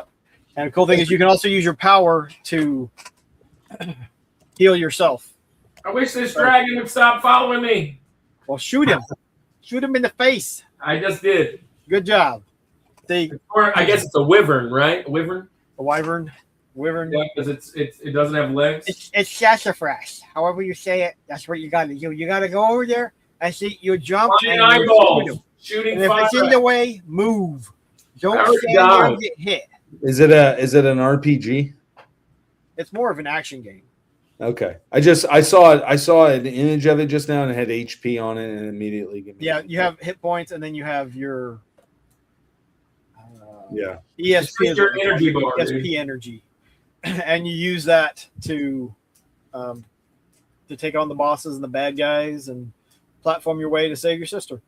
And actually Primus said, Psychic World, aka Sega Mega Man. I had never thought about it in those terms, but that totally makes sense. It totally fits. Like it kind of looks like Mega Man in the shots that I was looking at. Yeah, it kind of feels Mega Man. Yeah, you don't get your extra weapons from beating the bosses because you get the weapons before you get the boss. Because oftentimes you need to use that. What is this bee I keep getting? Something to make you scream, apparently. It's a bird. I do not remember what all the power-ups are. The freaking jump, dude. God. And then she runs fast. Yeah, this one has a little bit of a momentum mechanic too, which when you play it right and you know when and where you're supposed to jump, you can zip through areas. And sometimes it bites you because it kicks in right before you get to a ledge. That's what it just did. It just kicked. So, unless you have the timing right, you're going to be doing it again. How do I kill that? What? Yep, jump down there. Well, this sounds fun. Kirk sounds like he's having a tough time with it. Yeah. So It's one. Hall of Ladders. Whoa. Yep. That's the thing is, have fun with this stuff. This is meant to be played. It's meant to be enjoyed. I want to shoot up. And then the juxtaposition of you saying, "Man, it's just meant to have fun," and he's like, "What am I doing?" Oh, this boss. Whoa. Stupid habits is always ruining everything. What is that? This thing's shooting Metroid energy at me. Yeah. Fun stuff. Fun. Yeah, and Hey, that's a fun game. The only thing I think of when I think of Psychic is, do you remember that show back in the day that was like, was it Spouse Swap, or what was the name of the show? Anyway, the idea Wife where Swap? like, was it just Wife Swap?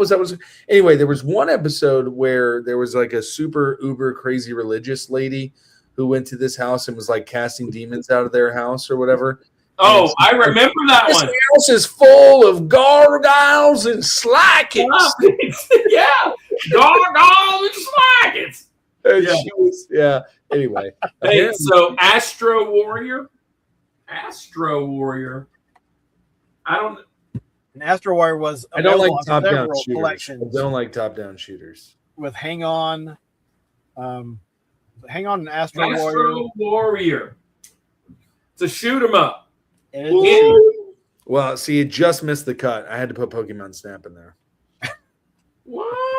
It says it's only 3 levels, but hard as heck. It's an arcade. it is very tough. I have not beat that one yet. Oh, it looks like Galaga. That's what it might look like now. Whoa, not anymore. There you Watch go. out! They're gonna get you. Wait, I'm shooting keyboard pieces. Love He's it. just having way too much fun. Yeah. All right. So, Well, I think about what we're going $33 to do now loose. is we're going to move on to Kirk's pick. So he'll. All right, well, I got to stop then. he's all gonna right. stop. So we'll move to Kirk's pick. That's a fun game, though. It's cool. All right, so my next pick, man. Actually, my next 2 great games. But I mean, all 4 of mine are great games. I love all 4 of them, but this one is just so good. It to me, these next 2 games identify as the flagship games of the system. To me, I love ninjas, man. I'm going Shinobi, and the very first Shinobi for this, it's so fun. I was playing this earlier today. Already had it on my list. It was like one of the first. The kid around the corner with the trailer had Shinobi, and dude, such a fun game. I've played it in the arcade, played it wherever, but then you play all the Genesis versions. There's 3 or 4 of them or whatever, and Shinobi's just a good game. Ninjas. Let me just say this: Ninjas in the '80s was a thing, right? It was its only thing. With Ninja Turtles and American Ninja, and and all these video games, Ninja Gaiden or Gaiden, and the Ninja. I was going to play that today. I mean, the Wrath of the Black Manta in Nintendo. I mean, like, there were so many Nintendo games that were based on ninjas, and this is another one. Ninja Combat. Kevin and I beat that game for the Neo Geo one time in New Orleans. And then you go to the 90s and you have Beverly Hills Ninja. Yeah, I mean, ninjas were such a big deal. And But Surf Ninjas. for me, Shinobi is like, what about Tenchu from PlayStation? That's such a good. Anyways, Shinobi is it, man. Kind of Go 13 esque and how it was played. You shoot the shurikens and just constantly whatever. You get all these cool magics. Just a really cool game, man. Ninjas to me, as a kid, I wanted to be a ninja. Halloween, I went as a ninja one time. You could do the little thing with your T-shirt and make a ninja head. I used to do all this because of games like Shinobi and all the other ones I mentioned, Ninja Turtles and stuff like that. So Shinobi is way up on my list. And again, I think it's one of the flagship, if not the flagship game of this system. It's one of the 4 or 5 that has to be on the list. I mean, it just has to. Shinobi. Shinobi 1. Shinobi 1 Kenobi. Obi-Wan Shinobi. Obi-Wan Shinobi. Jedi is kind of like Space Ninja. So Yeah. I mean, Kenobi is kind of like a Space Ninja.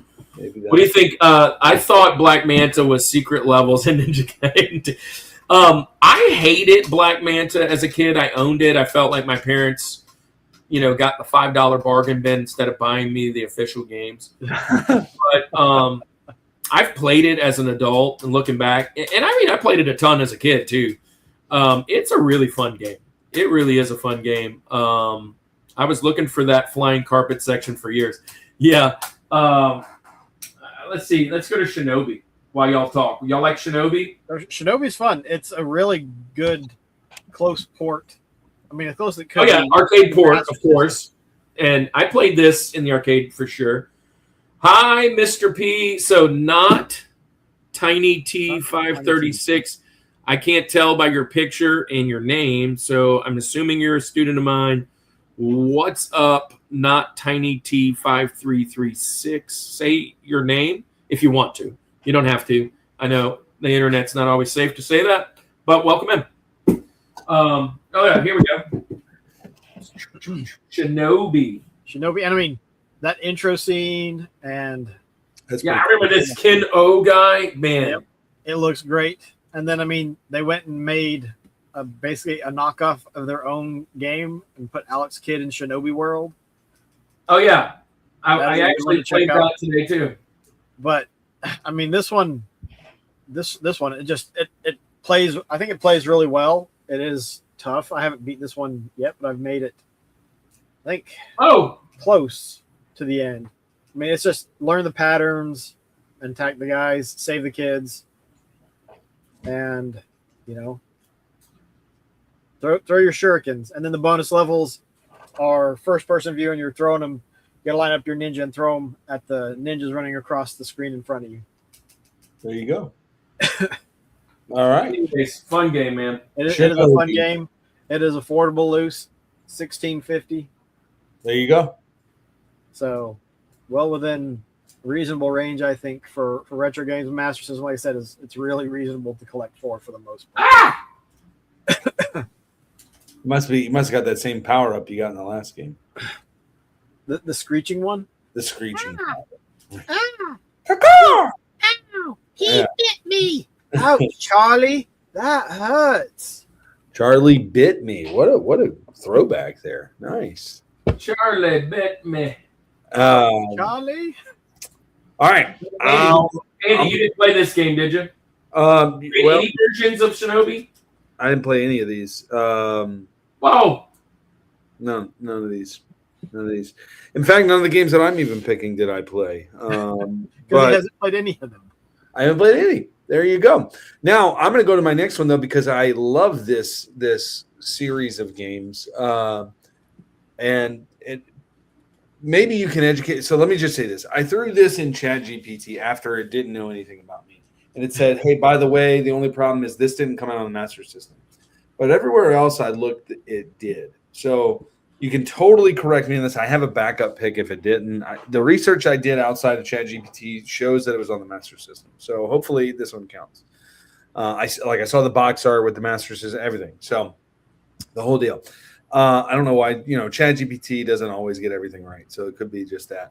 But I love these games. I played them on multiple systems, including the 64 actually has a version of this too, believe it or not. This is a fun game that, again, is kind of right up the alley of these games that I've been picking today as far as the commitment level that you need to this game to have a lot of fun with it is very minimum, which is kind of where I'm at with most of my games. But I love this series of games, and I'm going to go my first racing game today, my only racing game, and I'm going to go Road Rash. is going to be my next pick. Now, ChatGPT told me that it wasn't there, so I need a fact check. I'm totally okay with it not counting if it wasn't on there, but when I looked at it, it was there. So is it on? It's on yours, so it's playing. Well, perfect. Road Rash, super fun. It was a motorcycle game, but it's motorcycle / fighting game in a sense because you would hit the other people off with crowbars or baseball bats or whatever it is that you had as they approached you. So it was kind of fighting when they got near you. As the game progressed, I remember over the years that the soundtracks were great to these games. They had like Soundgarden on them and things like that, which was really cool. And then I remember it would kind of like make fun of you too. Like if you finished towards the bottom half of the racers, you always got a consolation prize. And I remember one of the consolation prizes was a box of moist towelettes. My dad and I still make that joke. I don't know why.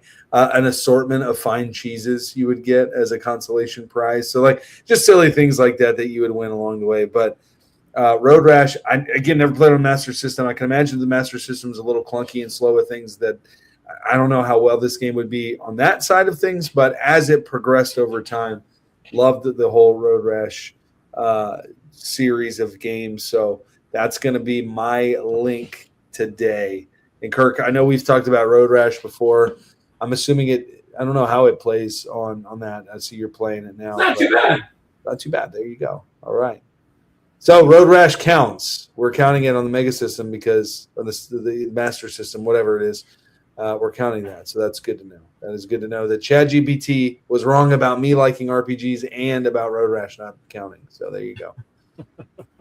Any thoughts on Road Rash? I mean, it's fun. I'm having a blast. There you go. Yeah, it's Road Rash. I mean, if you played it, I think you either love it or you hate it because, like you said, if you don't like racing games but you like beat 'em ups, like this one might win you over because you get to race and then a little bit of both. The chain and bam, bam, you're sitting there, knock them out, and then you also get to run from the police a little bit if one of them. It's very standard, like typical. You know, as you can see on Kirk's screen, like a lot of racing games kind of had this mechanism. It was very much just straightforward like that.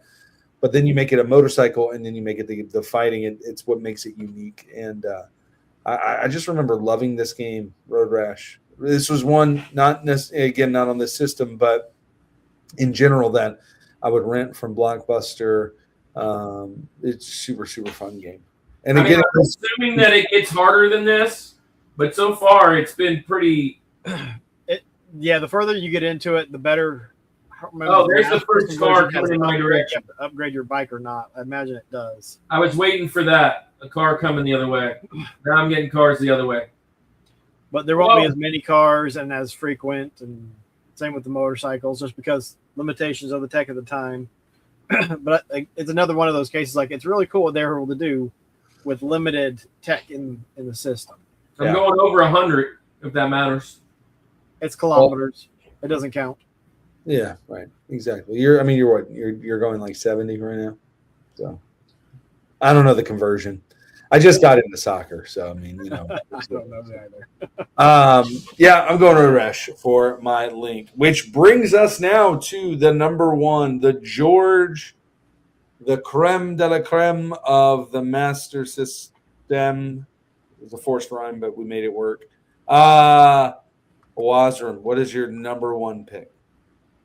Well, there's been some talk about the Castlevania conversion, and I'm sure people might have heard this one and like, what the heck? Like Sega made a knockoff Castlevania for the Sega Master System. Yeah, I played it today.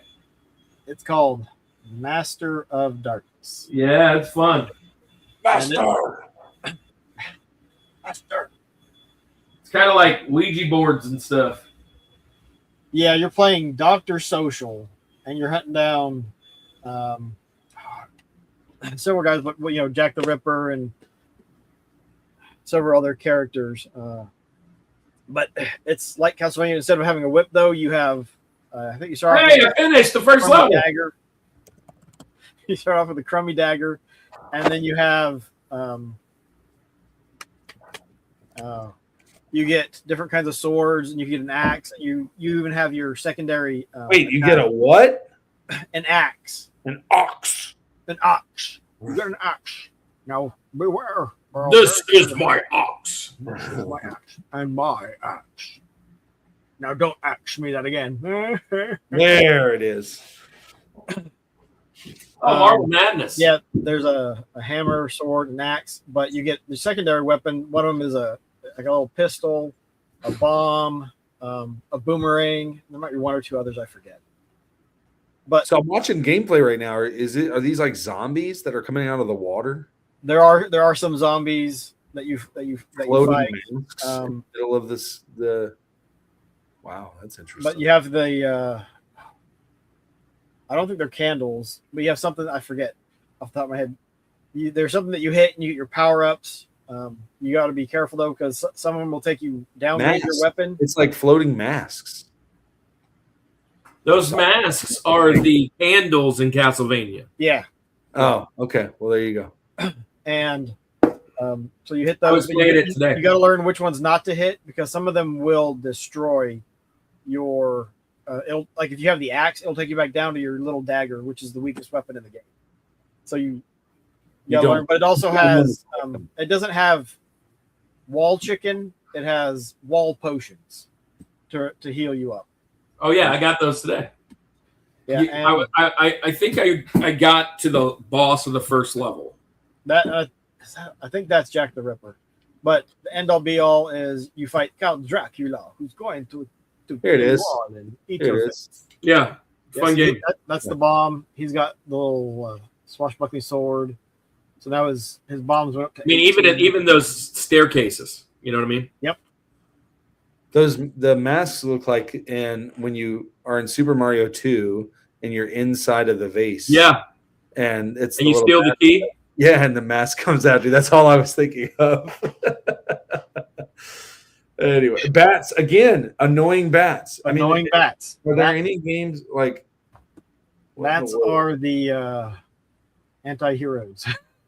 bats are the bane of my. So They're the villains of every game. Prime says this game's over $200 now. Laughing faces says Cyan, a hammer, a sword, an axe, gun, bomb, boomerang, stake, spikes. The game will give you the weakest weapon right before the boss fight. Yep, that's why you don't jump into the masks. And You've done a no death run on this game. Yeah. Wow. Oh my gosh, that's impressive. I can tell you I died multiple times in the first level. I've never played this game, and I've probably died 3 times already. So,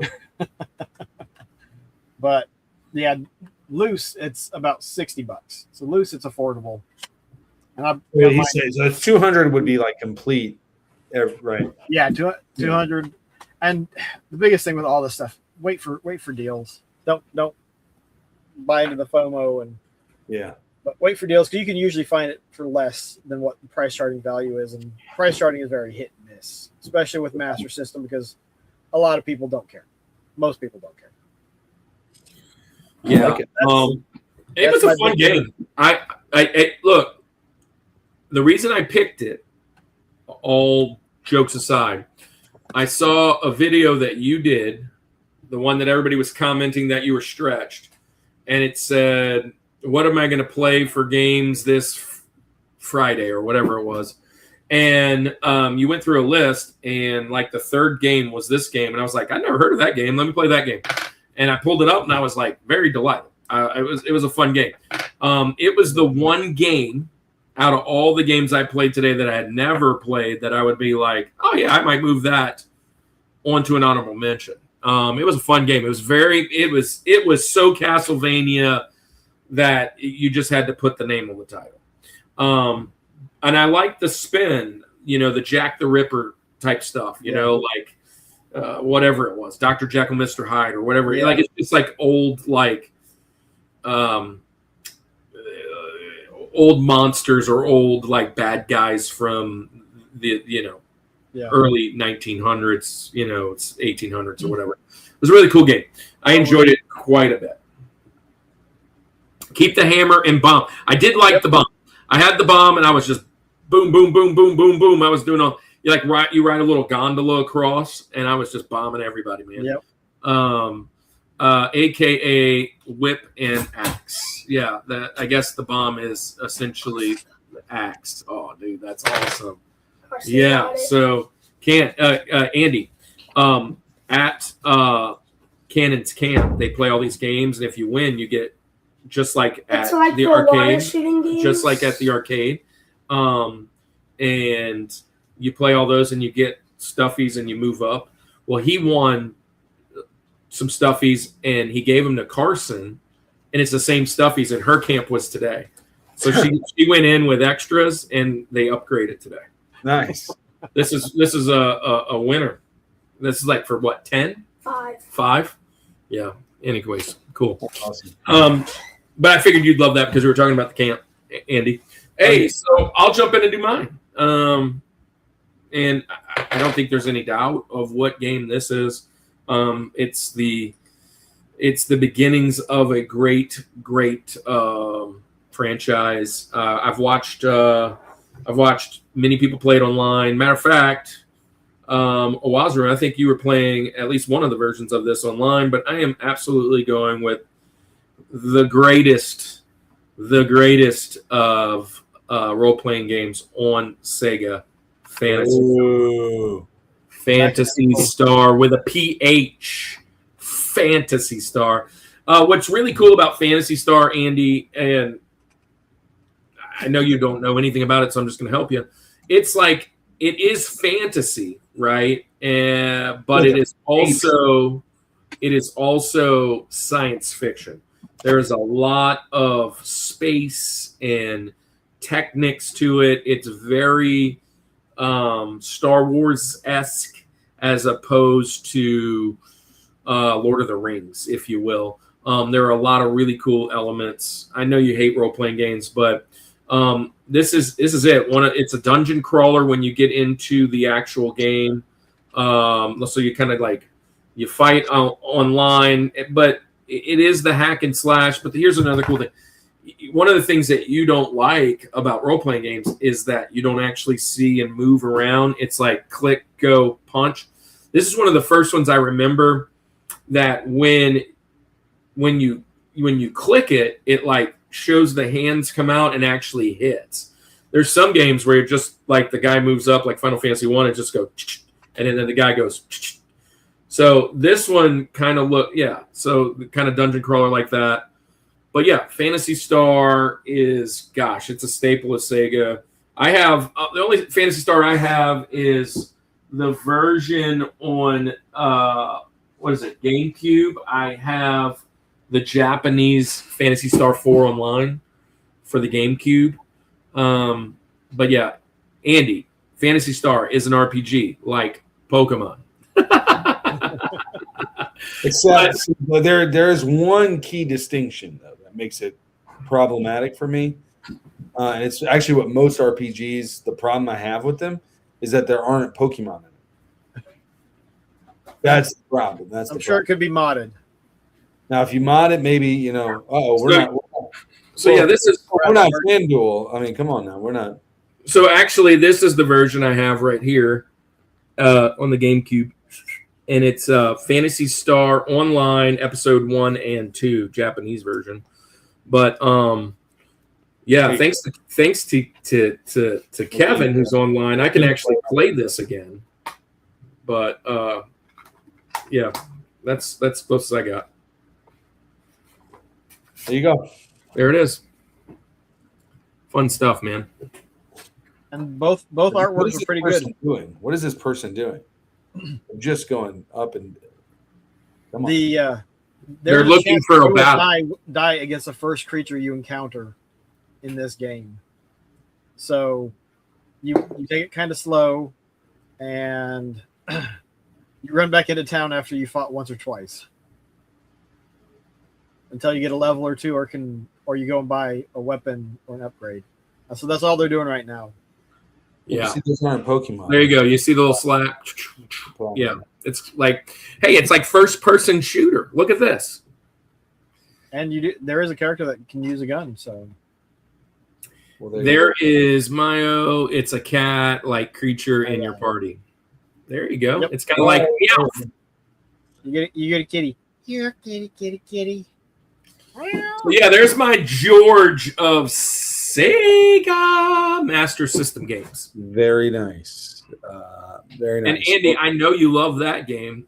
I knew that wasn't on your list. I kind of thought it was going to be on Owazram's list, but he went a different route. So I like that.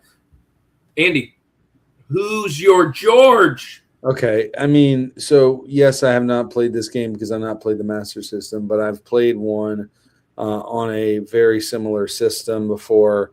There is no doubt what the George is, and it is right there. Sonic 2. I think Sega. I think Sonic. I think Sonic. Now, I did not play the Master System. However, I did play the Game Gear, and I had. Although Sonic. you did watch me play one of those today. Yes, but I played Sega 2 on the Game Gear, and very similar to what what you're seeing on the screen right now. Same level, same all that kind of stuff. The mine cart little stuff that happened. Yeah, there you go. Is it part 2? This is 2. Sonic 2 is what I'm going to go with here.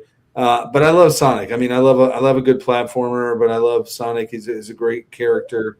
Golvellius, that's what. This is literally the same game as the Game Gear game. Just the graphics are slightly different here with that one. But I remember having this game or having the Game Gear and playing that, and I don't think I played another game on the Game Gear. I think that's maybe Tetris, but that might have been about it that was happening on Game Gear for me. But I love Sonic, man. I like how both buttons are jump spin. Yeah, I mean, he didn't really do much then. You had all you needed him to do is you jump. That's it. But it was how simple Sonic is. Even back then, they had the concept down. What was it? It was a platformer, and you were getting rings, and that was pretty much it. You got hit, you lose every ring, and that's everything that happened there. So, but I love Sonic. I mean, everything that it's become, everything that's happened since, all the other games that have come out and have continued to come out. In fact, Kevin, I know he's in here. I was playing the Sega game that he loaded to the GameCube just the other night, and even the newer Sega games, they've changed a little bit, because of the times and everything, but still a great game. And then obviously, the movies and everything, how it's kind of blown up and everything. But I do love this game. So Sonic 2, that's going to be my George. That's the number one. I knew that all along. That was going to be there for sure. It's kind of, when you think Nintendo, it's like Sega's Mario, essentially, what I feel like. It's their mascot. So yeah. Sonic is their mascot after Alex Kidd failed. And after Alf didn't really pan out, although we do agree that it is the best one. So. I get a Wii. My aunt texted me the other day and said, "Hey, do you want a Wii?" And I was like, "Sure." And all she has is Just Dance and Wii Sports. That's the only games I have for it. Which Wii has a lot of games that are like Pet My Dog 7. You're like, what? Why did they make this a game? Watch the Paint Dry 14. What?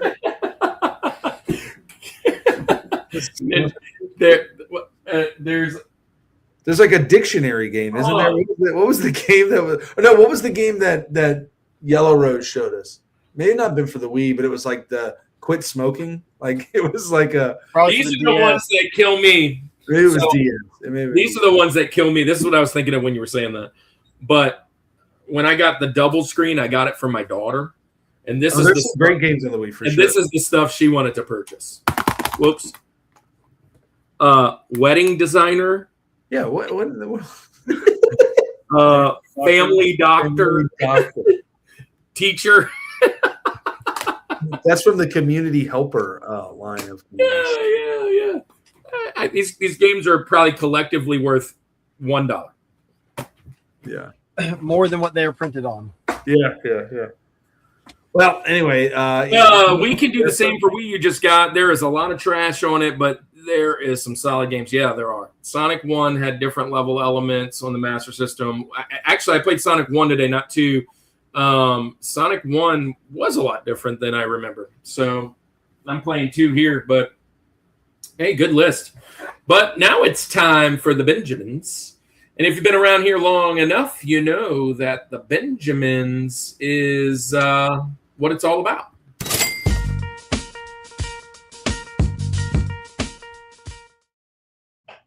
So, all about the Benjamins is just our fun game of doing honorable mentions. Now, nothing that has been mentioned can be mentioned now unless it was nothing that's been picked can be picked. Things that have been mentioned can still be picked. But once something that is picked, it's gone. So, you start a Wazarum, and here's the thing. If you stay on your path and Andy stays on his path and I stay on my path, we're not going to cross paths. But if you happen to think you have one that might one of us have, you probably want to take that first. It doesn't have to be in an order, if you will, because the idea is to build your best case.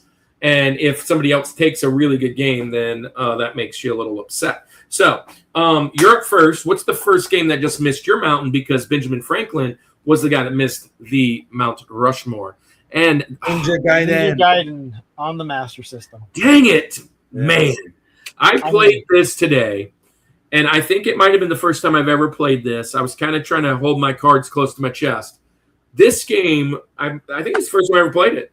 And it was a blast. It's different than all the other games in the Ninja Gaiden that I can remember. And I had a blast playing this, grabbing the little things and flipping up and getting on. Dude, I had a blast. Now, Ninja Gaiden is famously for how hard it is. This was a hard version because the Sega controls are just wonky. They're just wonky. And another thing that's wonky, and rightfully so, I don't have a Sega controller. I'm actually playing with a Super Nintendo controller. But still, you only have 2 buttons, basically. So, but it's just wonky. And so, anyway. That may be the controller, because like I don't use a standard controller either. Actually got somebody made a NES style Master System controller, and I often use this or a so what I need a Wazarum, and this is something I probably need to look for this week. I need a really good USB controller. I have the Switch one works really good. But I do want another really good one. I usually play with the Super Nintendo controller if I'm playing like older games, because it's one that I have that's USB. I don't have many other USB controllers. The Nintendo USB ones I bought are terrible. I bought them like online. But anyways, good game. Hey, my next one that just missed, and forgive me because I need to pull up my list and see what's left. That there are some things that you guys picked that I can't pick. And honestly, Ninja Gaiden was one that I had on the list. Master of Darkness was one that I had on the list. But let's see. Oh, here we go. Okay. Yeah. So I'm going to save that one for the end. I figure that one's going to make it. The best of these, in my estimation, I'm going to go with a game else I played today. I'm going to go with Alex Kidd in Miracle World. I played it today. It wasn't the first time I played it, but it was something that I've played before. I just haven't played it often, and it was a really fun game. A slippery game. It's kind of wonky with the controls, but it was one of those things that Sega wanted to be the flagship, and it didn't work out. So, fun game. Alex Kidd in Miracle World. There's like 5 of those. There's one in like Shinobi World and Tech World. Which the High Tech World is actually just a reskin of a game from the Mark III. Animitsu Jaime or something. Right. So I'm going to go with that one. Andy, I don't think I'm going to pick any that you pick. So it's kind of I'm trying to take 2 picks from a Wazarum, possibly, but. All right, so if my games earlier were games I didn't know, these are games that I just found out about today. No, some of them I know. Let's go with great series here. Let's go Double Dragon. Yeah, I had that one on my list, and I thought you might take it. Yeah, Double Dragon, just for what it became eventually too. And then I like the cartoon series. I like all the things that came from it too. The movie. How about the movie? The movie, toys. I mean, a fun line there. The Abobo in the movie is wild. Yeah. My next one was one I actually found out about today.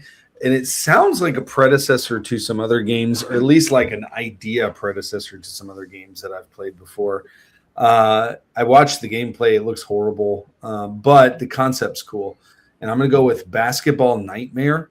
You would play like monsters and different things, like different creatures you would play against. And, you know, if you know me, I like Mutant League football and all those things. And it's reminiscent of that, not in the gameplay at all, but the idea of not just a straight up, you know, actual basketball players. It's kind of silly. So we're gonna go with that one for my next pick today. I have not played that one. All right. Well, my next pick. I mean, I wish I could have used the two that have already been said. I was, you know, the Masters of Darkness and the Ninja Gaiden. Those two were two that I thought might be potential to jump into. A lot of these games. Like one of these games I know nobody's going to pick, but I'm going to pick it because it's the game that the kid in the trailer had for sure. I'm going to go with here's a fun one.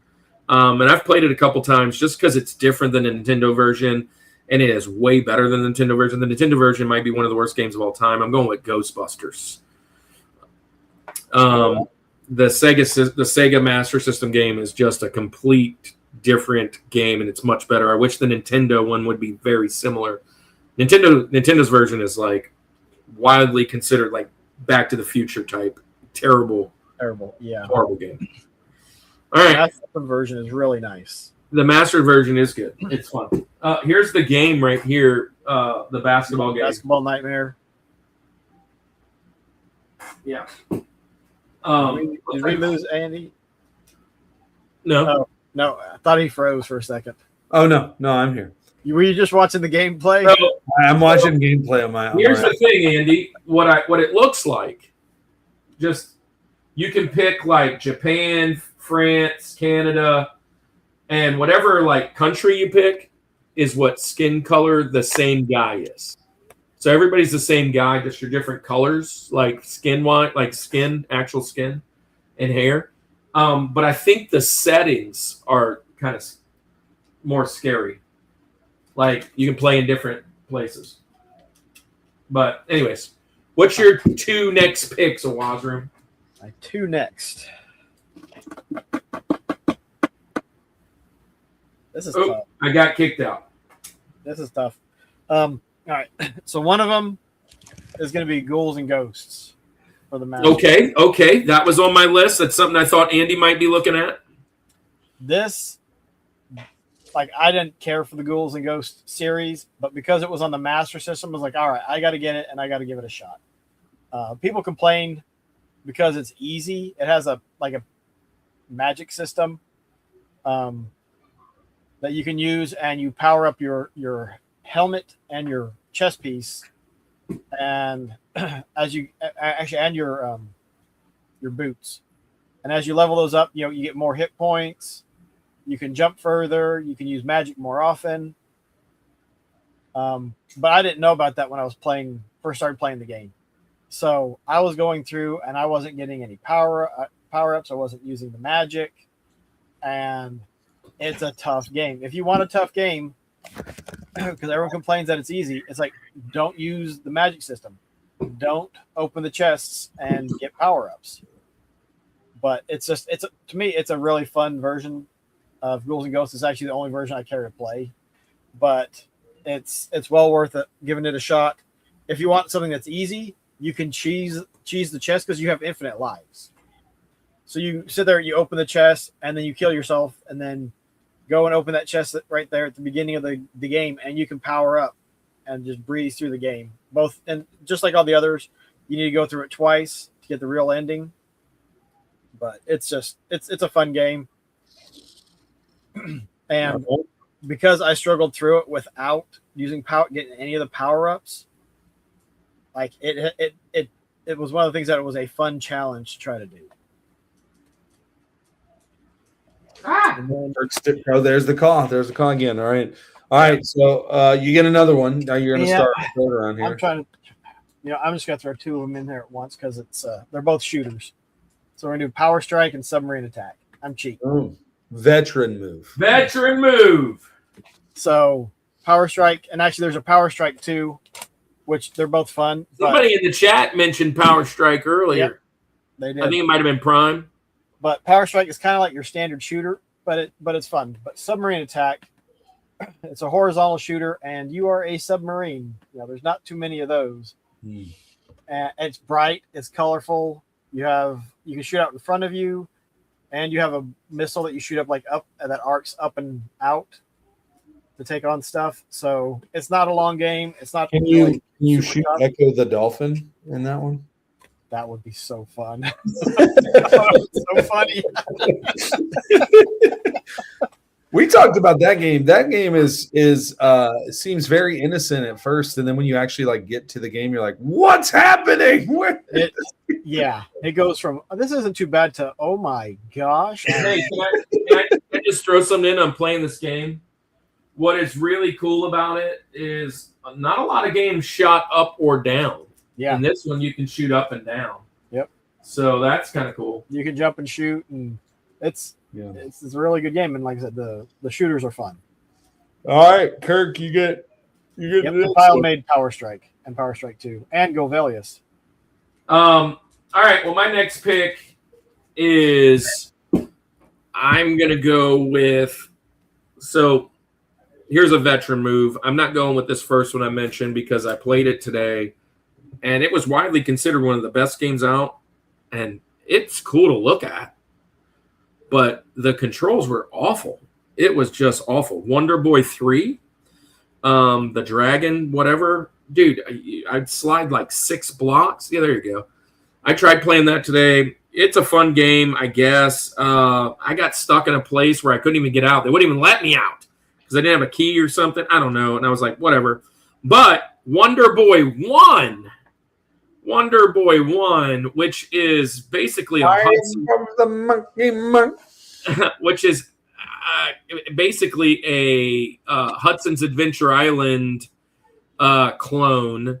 I'm going with Wonder Boy, the first one, and it looks just like Hudson's Adventure Island, which I love that game.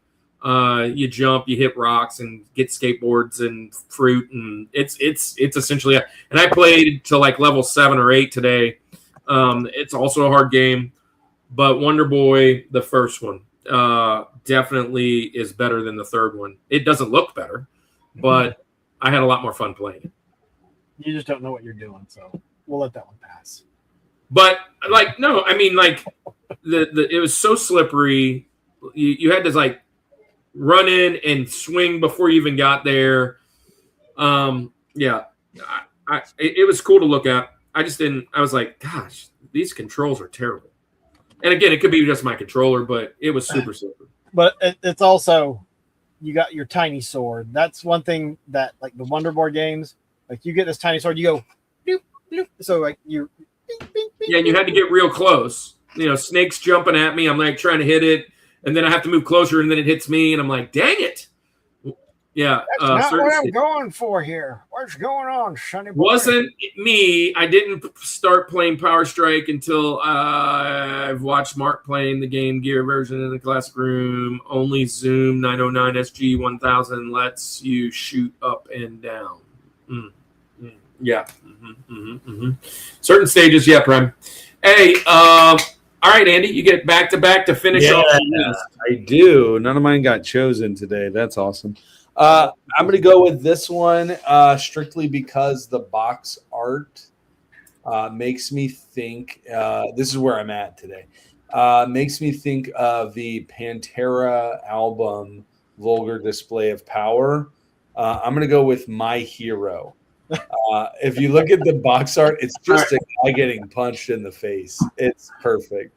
I've watched gameplay. It's whatever. It looks like whatever. You're just going through. You have to like jump and kick to get people. That's like the only attack it looked like, at least. The box art is just perfect, man. It's a game of a guy getting punched in the face. Yeah, it's just all it is. The second pick, I'm going to do my last pick today. And again, it's box art because it's kind of weird, but also the game itself. I'm going to go with just pro wrestling. The box art, if you look at it, it's like a guy who's decapitated. Somehow he's got himself in a headlock. I guess he's holding his own head. I don't really know what's happening there.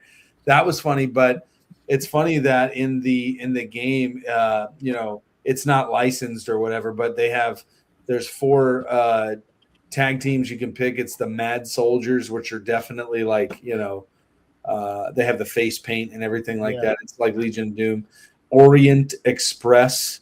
The Great Mask Men is like the Luchadors, and then the Crush Brothers. So they're definitely adjacent to some stars or whatever. But I'm gonna go with pro wrestling. Just I want to rush. Throw another wrestling game on there. So there we go. I did it today. I did 8 megas. All right. Well, my last game. Oh, that you finished it with all 8. That's awesome. My last game. This game sucks. I mean, it's not good, but it is one of my favorite games. Pretty solely. We lost the camera for Andy. Not Alf. It's not Alf. Solely because this is the game the kid at the end of the block in the trailer had, and we played the most of for whatever reason. But I'm going with Safari Hunt. Man, it's just a basic kind of silly shooter game with a light gun. Yeah. So it's like Duck Hunt type game. But yeah, Safari Hunt was. What up, Bryce J. Doe, Retro Vault. Hello, Bryce. Can't wait to hang out. You're in Greenville. Where are you guys staying? We'll be there tomorrow. Text me where you're staying. I'm not a doctor, but I stayed at a Holiday Inn Express last night. That's where I'm staying. That's where I'm staying, but not the same one apparently. Yeah, my wife said it's like 5 minutes. I don't know. Might be longer. I don't know. But anyways, Safari Hunt, is a game that I played a lot of. Sleep In. Well, don't sleep in because you're gonna miss it. Tell Retro Vault hello, and we can't wait to have them on the show, Bryce, if they're there with you. And boo, what? Boo? Your joke just got. Oh, dang it! Man. All right, Was, you gonna finish the show off with Alf? What are we doing? No, I'm gonna go a totally different route. Because these are homebrew games. These are games I picked up in the last couple of years that were just released. Heroes and Demons. Heroes Against Demons. It's just a little puzzle game. You match the stuff. You match the swords. You attack the enemy. So kind of like, what's the name of that game? Puzzle Fighter. Puzzle Quest. Puzzle Quest. Oh, and then Puzzle Fighters, and it's along that genre. Yeah. You have 3 different characters you can select from, but you connect the dots basically. Here's a fun little shooter, Pigaris, where you're a pig and you can play It's like Kid Icarus. Pigaris. Yep, Flight of Pigaris or Pigaris. Hey, so people are still making games for the Master Billy Buitt. What? Billy Buitt. What's up, Billy Buitt? Hey, Billy Buitt. What's up, Billy? Billy? Billy, thanks for coming, man. But, lots of stuff we didn't mention, but good stuff out there. Oh, it's Rachel. Rachel. What's up, Rach? So not Billy Buitt. Billy Buitt. That's Billy's daughter. Billy's daughter. Billy Buick's daughter. Yeah. So, what's up, Rachel? Welcome into the show, and thanks for being here. And man, that's a good list. Rachel, what are your top 4 Sega Master System games? Let's just go with Sega games. What is a Master System? What is a Master System? Bryce. Can't wait to hug you tomorrow. Let's take a picture. Let's do some content. Hey, I want to do a couple videos with you. All right. And then Retro Vault and all you guys. So, all right. One more thing to do. What else do we have to do? Oh, that's right. Yes, I will be streaming at my booth. Oh, Bryce, you got a booth? Nice. I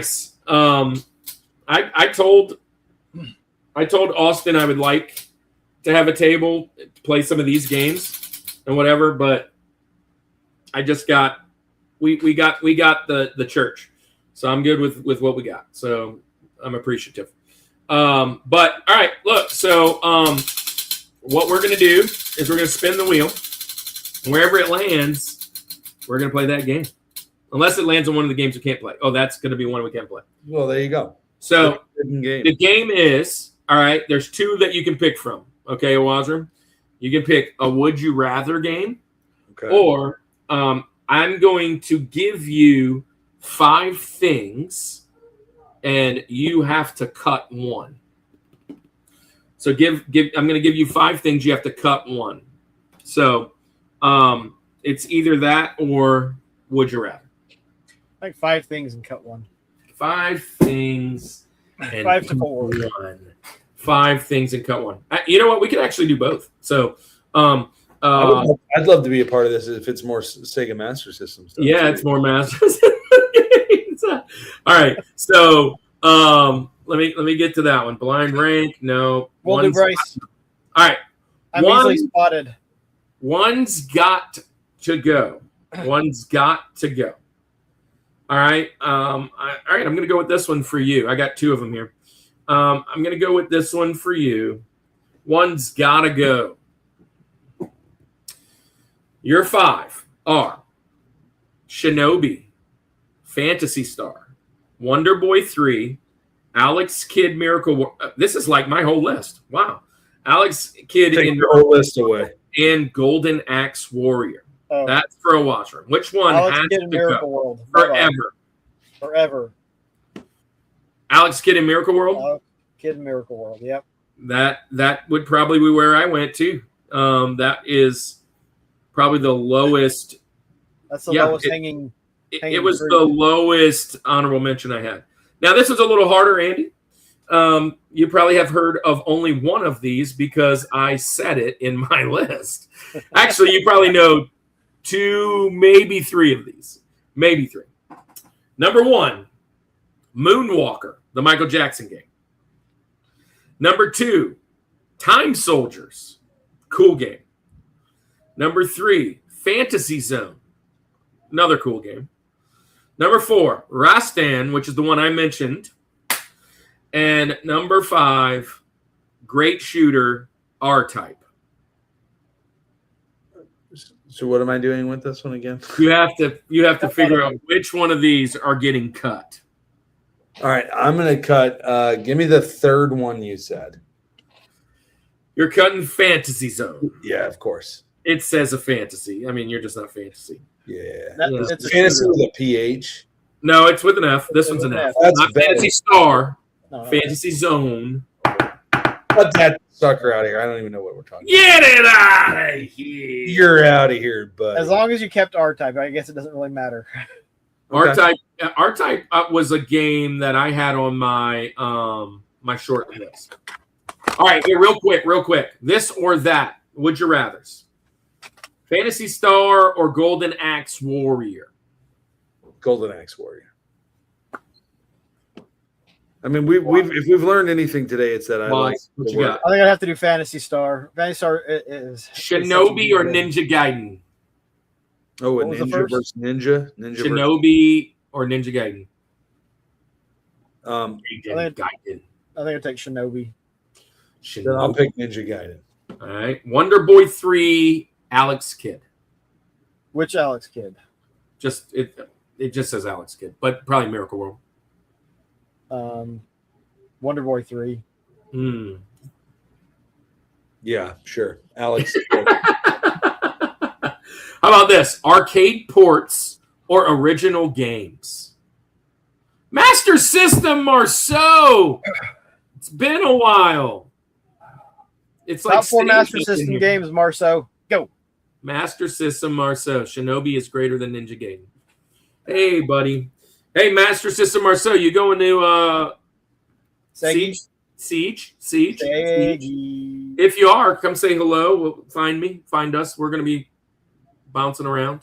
Alex Kidd is greater than any Wonder Boy, he says. That one's controversial there. Alex Kidd Shinobi World is great, and that's like the only Alex Kidd game. Like, yeah, that one's really fun. So arcade ports or original games? Do you like arcade ports the best or games that are original to a system? Specifically the Master System. That's kind of difficult because a lot of arcade ports were made for the Master System because that was part of the shtick was arcade at home. I was doom scrolling and I came across your live. Well, Rachel, we're glad you're here. We are glad you are here. I love that you're doom scrolling on original. Billy's account. That's even better. We'll go with original. Hey, subscribe Billy to here so that he can come and see us. Come on, sub it. That's why we got to sub the channel. He may already be. That's why we're in the doom scroll. Hey, here's one. Andy, you'll love this. I will. RPGs or action? Action. Action. You could give me RPGs or kicking a puppy.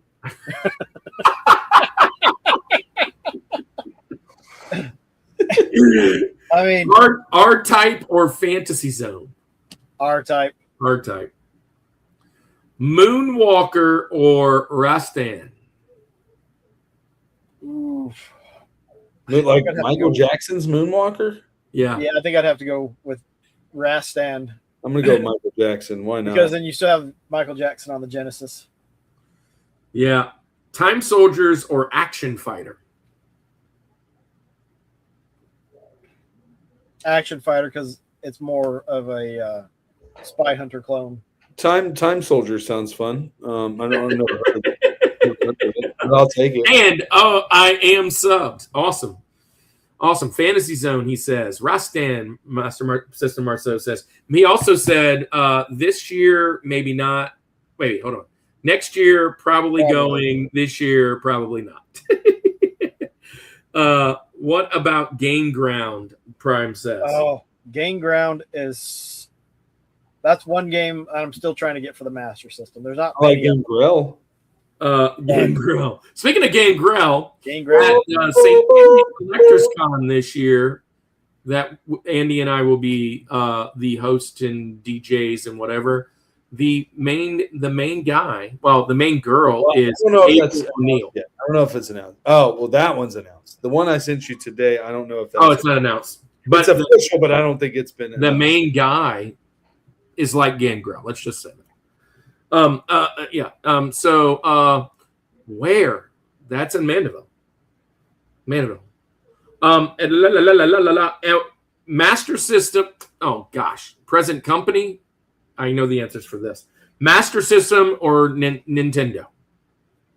Master System. Fat Boys Gaming and Nonsense. Wow. Look at what the cat dragged in. Well, that's what white people say. Look at what the cat dragged in. That is one. Whoops-a-daisy. White people say. Yo, Fat Boys Gaming. Prime's up in here. Fat Boys Gaming, man. Gosh, miss you, man. Good to see you. Hope you're doing well. Hey, light phaser games or platformers? And that's it. Platformers. Platformers for me. Sega Master System. Just because the number is not also, I'd go with the platformers. But June, I did the 3D glass games for the Master System and played them on stream, all of them. And then July, I started playing the light phaser games. I think I made it through all of the ones that I've got. Just to show them off. And it's cool because the Master System has a nice game to bridge the gap called Missile Defense 3D, where you need the 3D glasses and the light phaser, so you get to look super cool while you're shooting stuff. Where's the gun? Here's my gun. There you go. You don't want to mess with that guy. Right there. Well, here's the thing. That's the last one that we have. Let's tell what's happening. So tomorrow, be on the lookout. Retro Cannon and I are driving to Siege. We're going to spend all weekend at Siege. And on Sunday, we are Sunday, if you're there, Sunday, we are doing our Redemption Isn't Dead, Nerd in the Word Church in the big panel room. So I'm super excited. Honestly, I'm a little nervous. It's going to be our biggest one yet, but I'm excited for to hang out. I know Wasrum's going, my son's going. There's so many people that's been in the chat today that are going or that are already there. It's the biggest event of in the South every year for video games, in my opinion. We've gone the last 3 years, and this year we get to be a part of it. So I'm super excited. The first year I went was the first time I met Wasrum in person. Matter of fact, you gave my son a couple boxes of baseball cards, and he's going to be there this year. And he goes, "Dad, you remember that? That was so crazy. That guy was so nice." I was like, "Yeah." He'll be there this week too. He's like, "Cool." So, anyways, Wasrum, share with the 13s of us all about your neck of the woods, your slice of the pie, your part of the internet, and then we'll go home. All right. Well, I'm a Wasrum, or Owa, or Owaz, or just about any combination. Yeah, I kind of, it's like Scott the Waz. You got to be the Owaz. I'm O the Waz. It'd be cool if your name was Scott the Owaz. That you could kind of, anyways. Yeah. If you can work on that for next time. But I'm on YouTube and Twitch, and I occasionally put stuff on Rumble. I haven't done it in a while since YouTube stopped letting me export my stuff automatically over there. But I play retro games, some modern stuff. Played through Exhibition 33 this year and Phantasy Star on the Master System. Love, enjoy collecting and play. Actually, more so playing the games and collecting now. But just appreciate the retro community and getting to know everyone. And it's been great to learn about the different stuff that's out there to play and how it can bring us together. And the community is really cool and interesting and really weird how everyone is somehow connected together. But that's just how. Hey, Retro Vault. Hey, Retro Vault. I'm going to throw you. I hope it is. Retro Vault. Since you're here, I'm going to throw you a wrench. Retro Vault's going to be on the show in a couple weeks. Both of them. It's a power couple. And let me think. They are going to be talking about, Andy, do you remember what it is? Top 4 games. Is it Comfort Games? No, Comfort Games is actually Pixel Parts and the Bearded Wonder, the other Bearded Wonder. Adam the Retro Beard. Adam the Retro Beard is going to be Comfort Games. And I think RNG's sliding in with them over there because that's the time that he could get in. He was supposed to be on here today, but it's all good. All good in the hood. We are doing game memories. And look, I'm pulling up my list. Almost had it. I was almost there. Missed it by that much. I missed it by that much. So let's see. Since you said that, before we head out, let's talk about who's coming on and what we're doing. All right. So we've already had 90s defining games with Tabletop Vibes and Cosmic Ben. Then we had Sega Master System today with Owazarum. Next week, we're on with PNX World, PNX Games, Pammy and Javi with handheld games of all time. Then we're going to do games we wish we could play for the very first time again. That's going to be Aaron and his buddy who he streams with, Caleb. Aaron's been on twice. This will be his third time. Caleb, this will be his first. And then August 6th, boom, Bryce J. Dub, who's in the chat. And Bryce, I thought you were going to bed.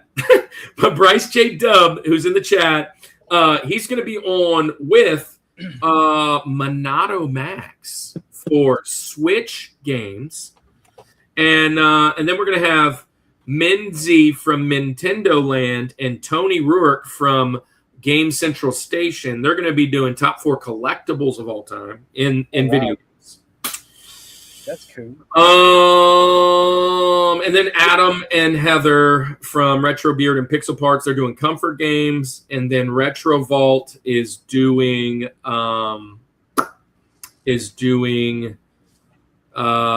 gaming memories. And then we're opening up music with Nerd Cave, Ashton and Lance. They haven't picked a topic yet, but we have a whole bunch open in music. DJ Courageous, we'll reach out to him again. He's going to probably be on. But if you want to do any music topics, I need lots of guests. I am very far back on the music. That's the only people I have so far. Wait, did you say somebody? I was just saying, be careful because music makes you lose control. Music makes you lose control. He donated it to me. Shh. What? What did he donate? I missed something. Bryce said he missed Andy's beard. Oh, I miss Andy. He donated it to me. He donated it for missions. And I'm sure, that's it. Missions. But anyways, guys, we love you guys. It's going to be a fun week. Be on the lookout for some lives. Be on the lookout for Nerd Church. Be on the lookout if you're at Siege to come and take pictures and let's do some content with me and Andy, or with me and Cannon, because Andy won't be there. And I would love for you guys to come and see the service. It's gonna hopefully it's gonna be exactly what we've been praying for. So, anyways, Andy, I don't know that I have anything else to say except, August 1st and 2nd, maybe. Louisiana RetroCon in Gonzales, Louisiana. And I'll be preaching there, I guess, because Andy can't do that Sunday. I'll be preaching, it's Pokemon. I'm going to be preaching on Gotta Catch 'Em All. We're going to talk about Pokemon. So you'll get back-to-back jacks when it comes to Nerd and the Word this month. So, Prefetto Bear, like I said, come on over and visit on our side. You can come visit anytime next, in down the road. And I will throw you. Oh, I didn't do it for Retro Vault. Before, Andy, you say it, let me throw Retro Vault a bone. But tell them good night, Andy, as I'm doing that. Here we go. Guys, it was fun tonight. Thank you, Owazarum, for being on. Thank you for everybody in the chat. But we're going to say good night like we always do. And they're moderators. There you go. I was trying to stall it. a little bit. Hey, who's this? No. We can get you out of here, whistleblower. And ruin the show at the 3-hour mark, man. What crazy. Anyway, all right, guys. And look, he was going to say another word with the letter S, and he just couldn't. He was going to say, subscribe to the Rushmore Show on Ozram's channel. He was trying to say, see you at Siege. See you at Siege is what he was going to say. Sega Master System. And then he was going to go all top of 4 picks, one letter at a time. It was going to take a while, so we just didn't have time for that. But anyway, let's say goodnight like we always do. This is the Rushmore Show, where it's all about your top 4. And nothing more. Peace.